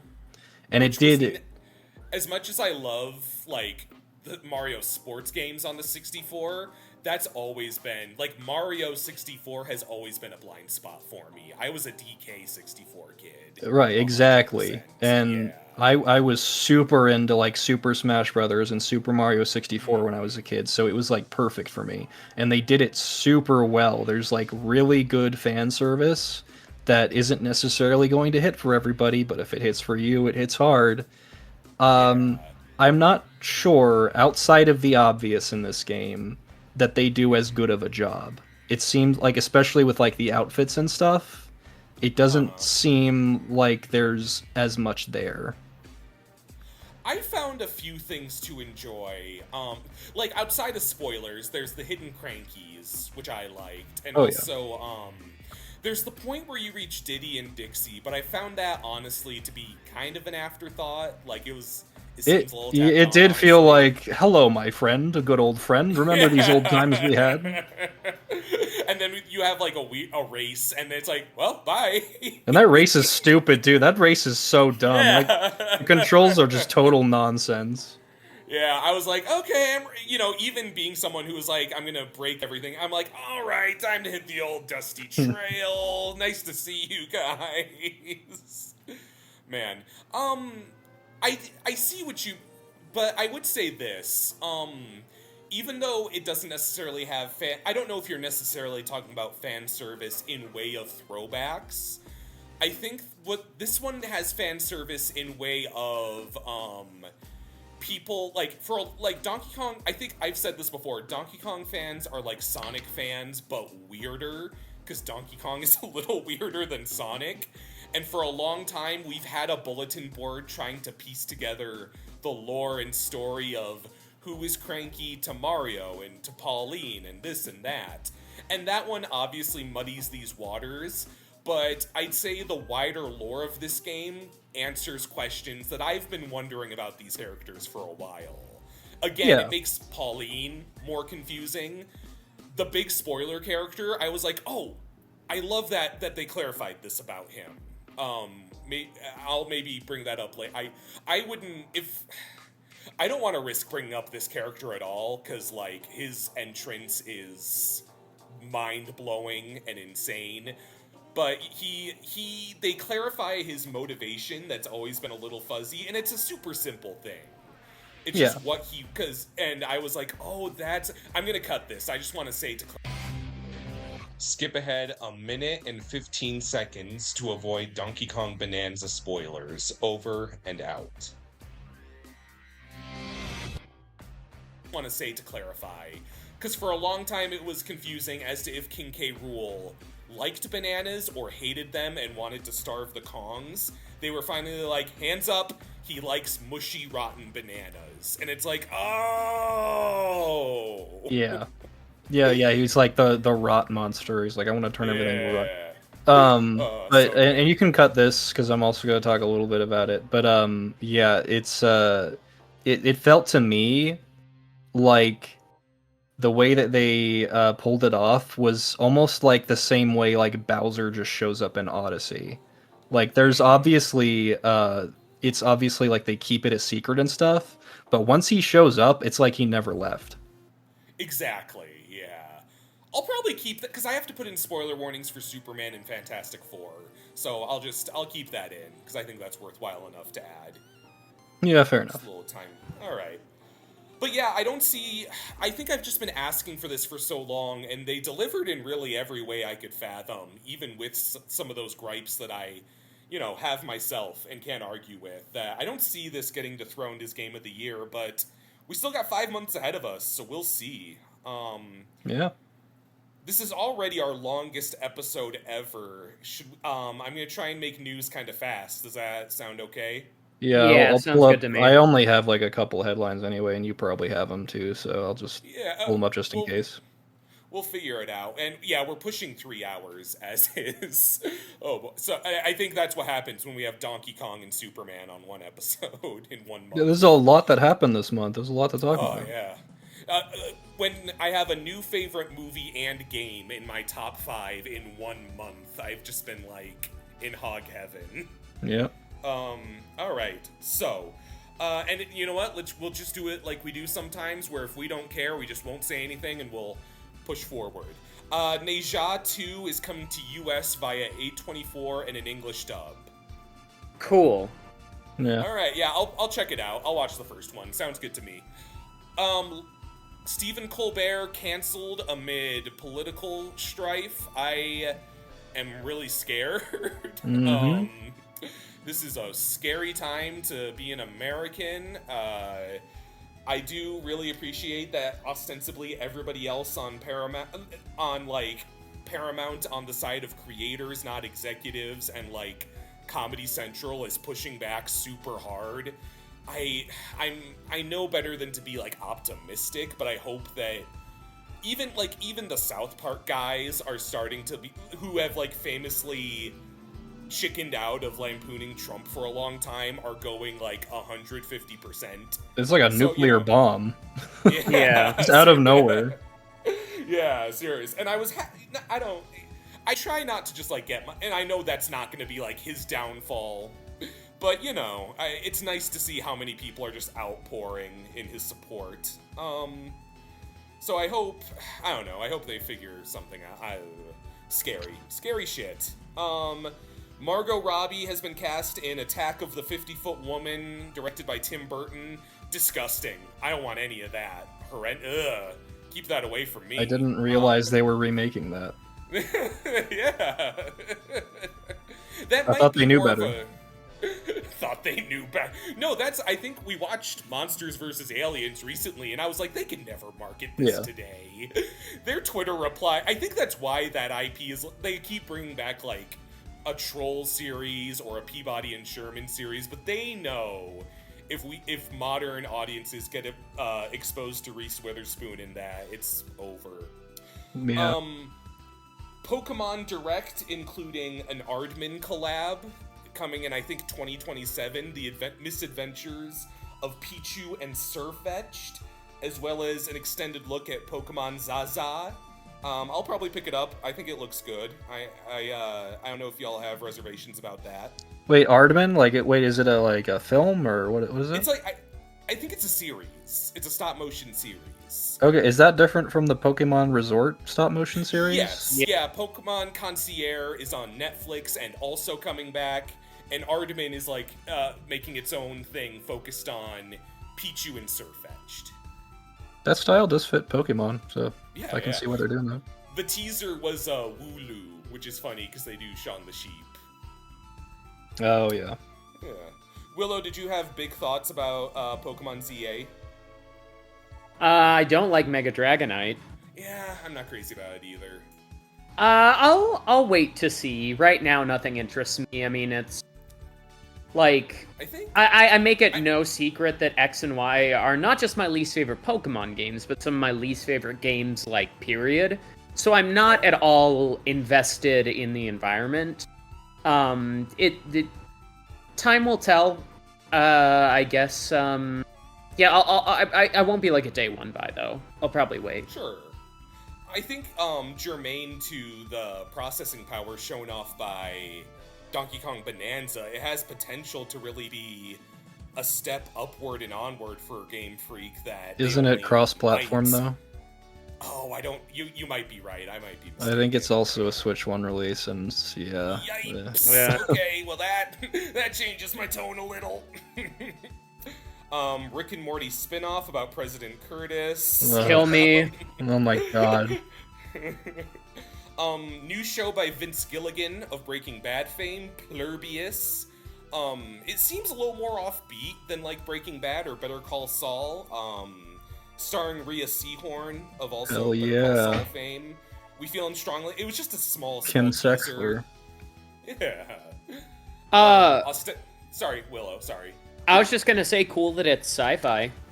Yeah, and again, maybe the synopsis is just overly simplified for a complex idea, but it sounds like a world of happy people, and Rhea Seehorn is the one miserable person who needs to drag everybody down somehow, and the teaser is her pulling donuts out of a box and licking each one. Alright. Lots of just like small smatterings of things at San Diego Comic-Con. Daphne Keane is making a new horror movie called Whistle, and I just like that she's like breaking out of the Marvel mold and making a aughts feeling horror film. We got a trailer for it today, and I'm kind of pumped for it. Melissa McCarthy and Cole Escola are starring in an animated Christmas film called Margie Claus. And of course that sounds silly, but Cole Escola being such a... He's Mom Orange Juice commercial. I've shown y'all that one. Oh, yeah. Yeah, and he's like he's a prolific queer and drag performer.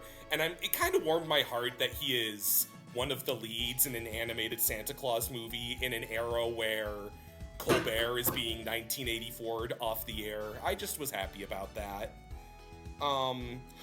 Ketchup Entertainment had a big panel for Coyote v. ACME. I think they're doing everything right. Like, they've set a release date for next August, so we have a little more than a year out, unfortunately. But they're doing an amazing marketing campaign calling it the movie ACME Doesn't Want You to See, which of course parallel to Warner Brothers. Sorry, Willow? Oh, no, sorry. Jay is playing Persona and they just got jump scared by the Reaper. Oh, I didn't hear them scream this time. I had to put in another Mortal Kombat sound effect. But yeah, people who attended the con got an early look at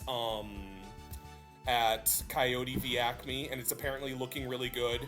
I'm really looking forward to it, not just as a fan of Looney Tunes, but as like a, proponent of releasing art. That animated Avatar movie is still coming out. We've got Stephen Yeun as Zuko, which I kind of...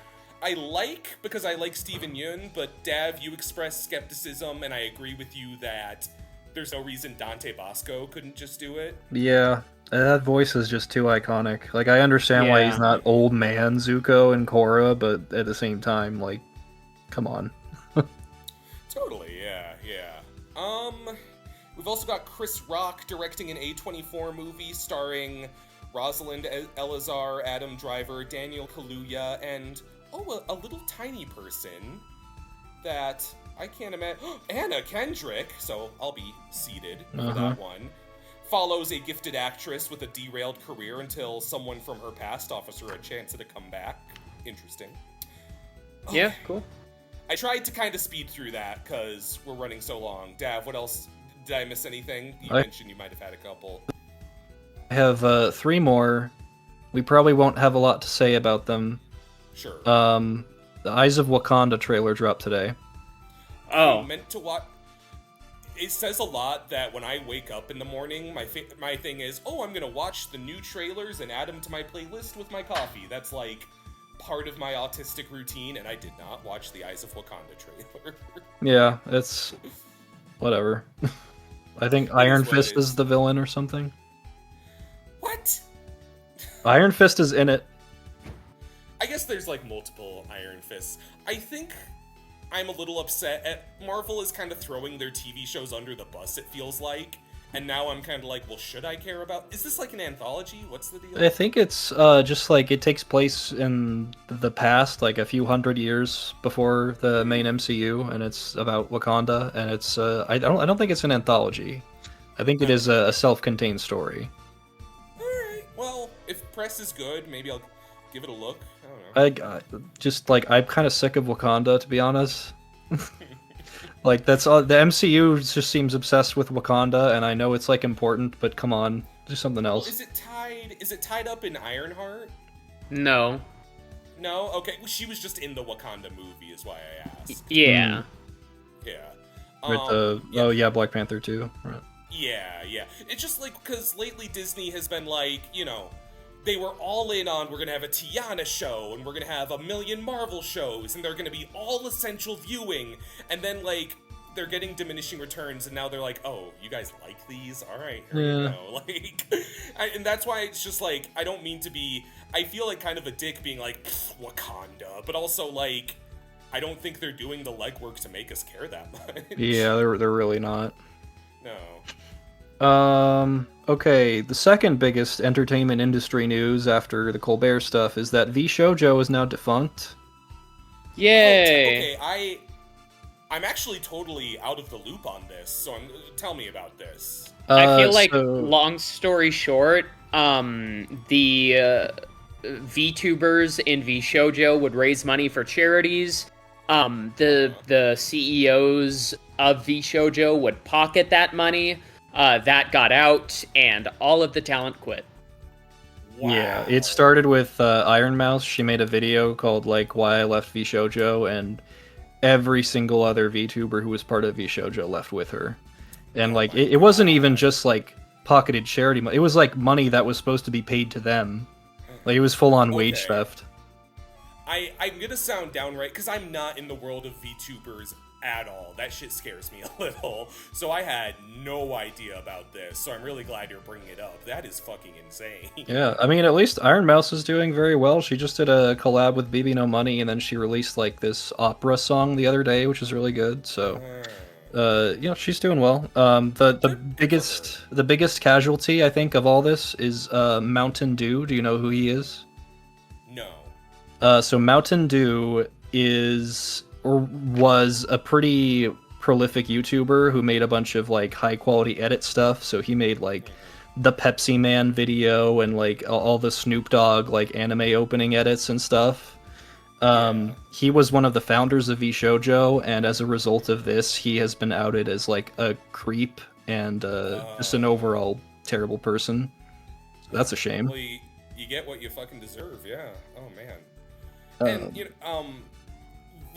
it always alarmed me a little just how fast people would jump onto VTubers. I hate to sound like an old man yelling at... And I'm not saying this to be counter the creators that, I hope would have a victory the way Iron Mouse did in this.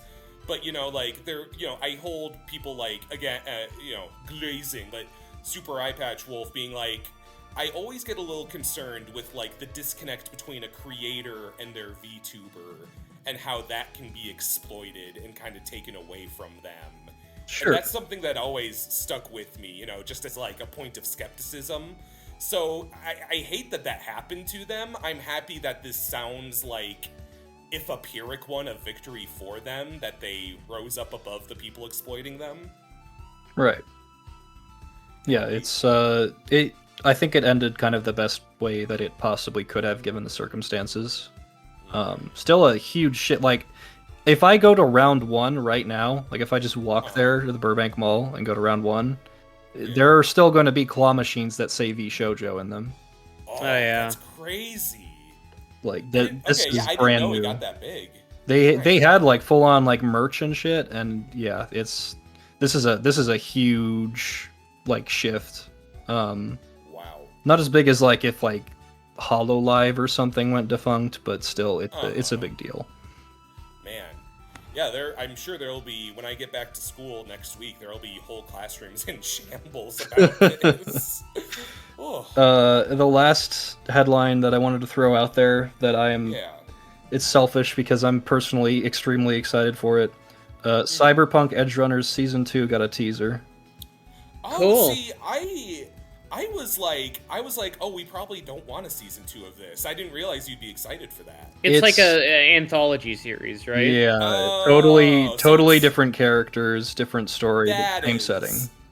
That's cool, because I was like, wait, what else do we have to say about these characters? Yeah, okay, that makes way more sense. It's just like the setting of Night City, while not used to its fullest potential in the game Cyberpunk 2077, in my opinion, is still very compelling and offers really good potential for storytelling, and I think the first season of Cyberpunk Edgerunners demonstrates that better than any other piece of media in the Cyberpunk series, even since the original tabletop game.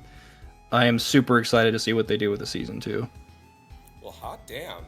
Yeah, that way changed, because I was kind of like rolling my eyes, like, oh, what, is everyone going to come back? Okay, cool. That's fucking rad. All right. Yeah, it's awesome. All right.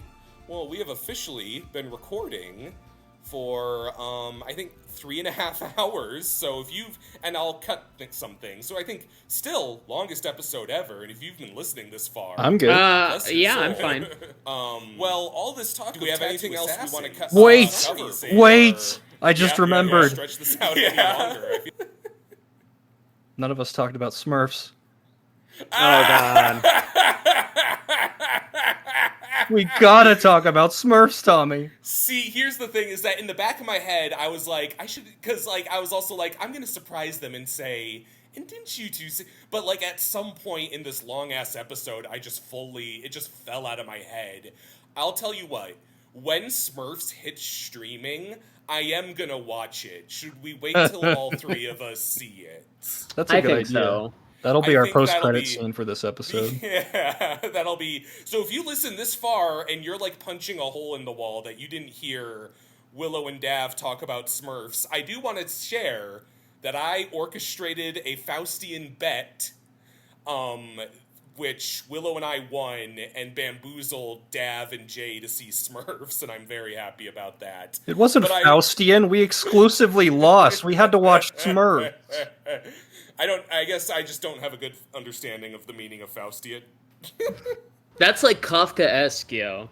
1984.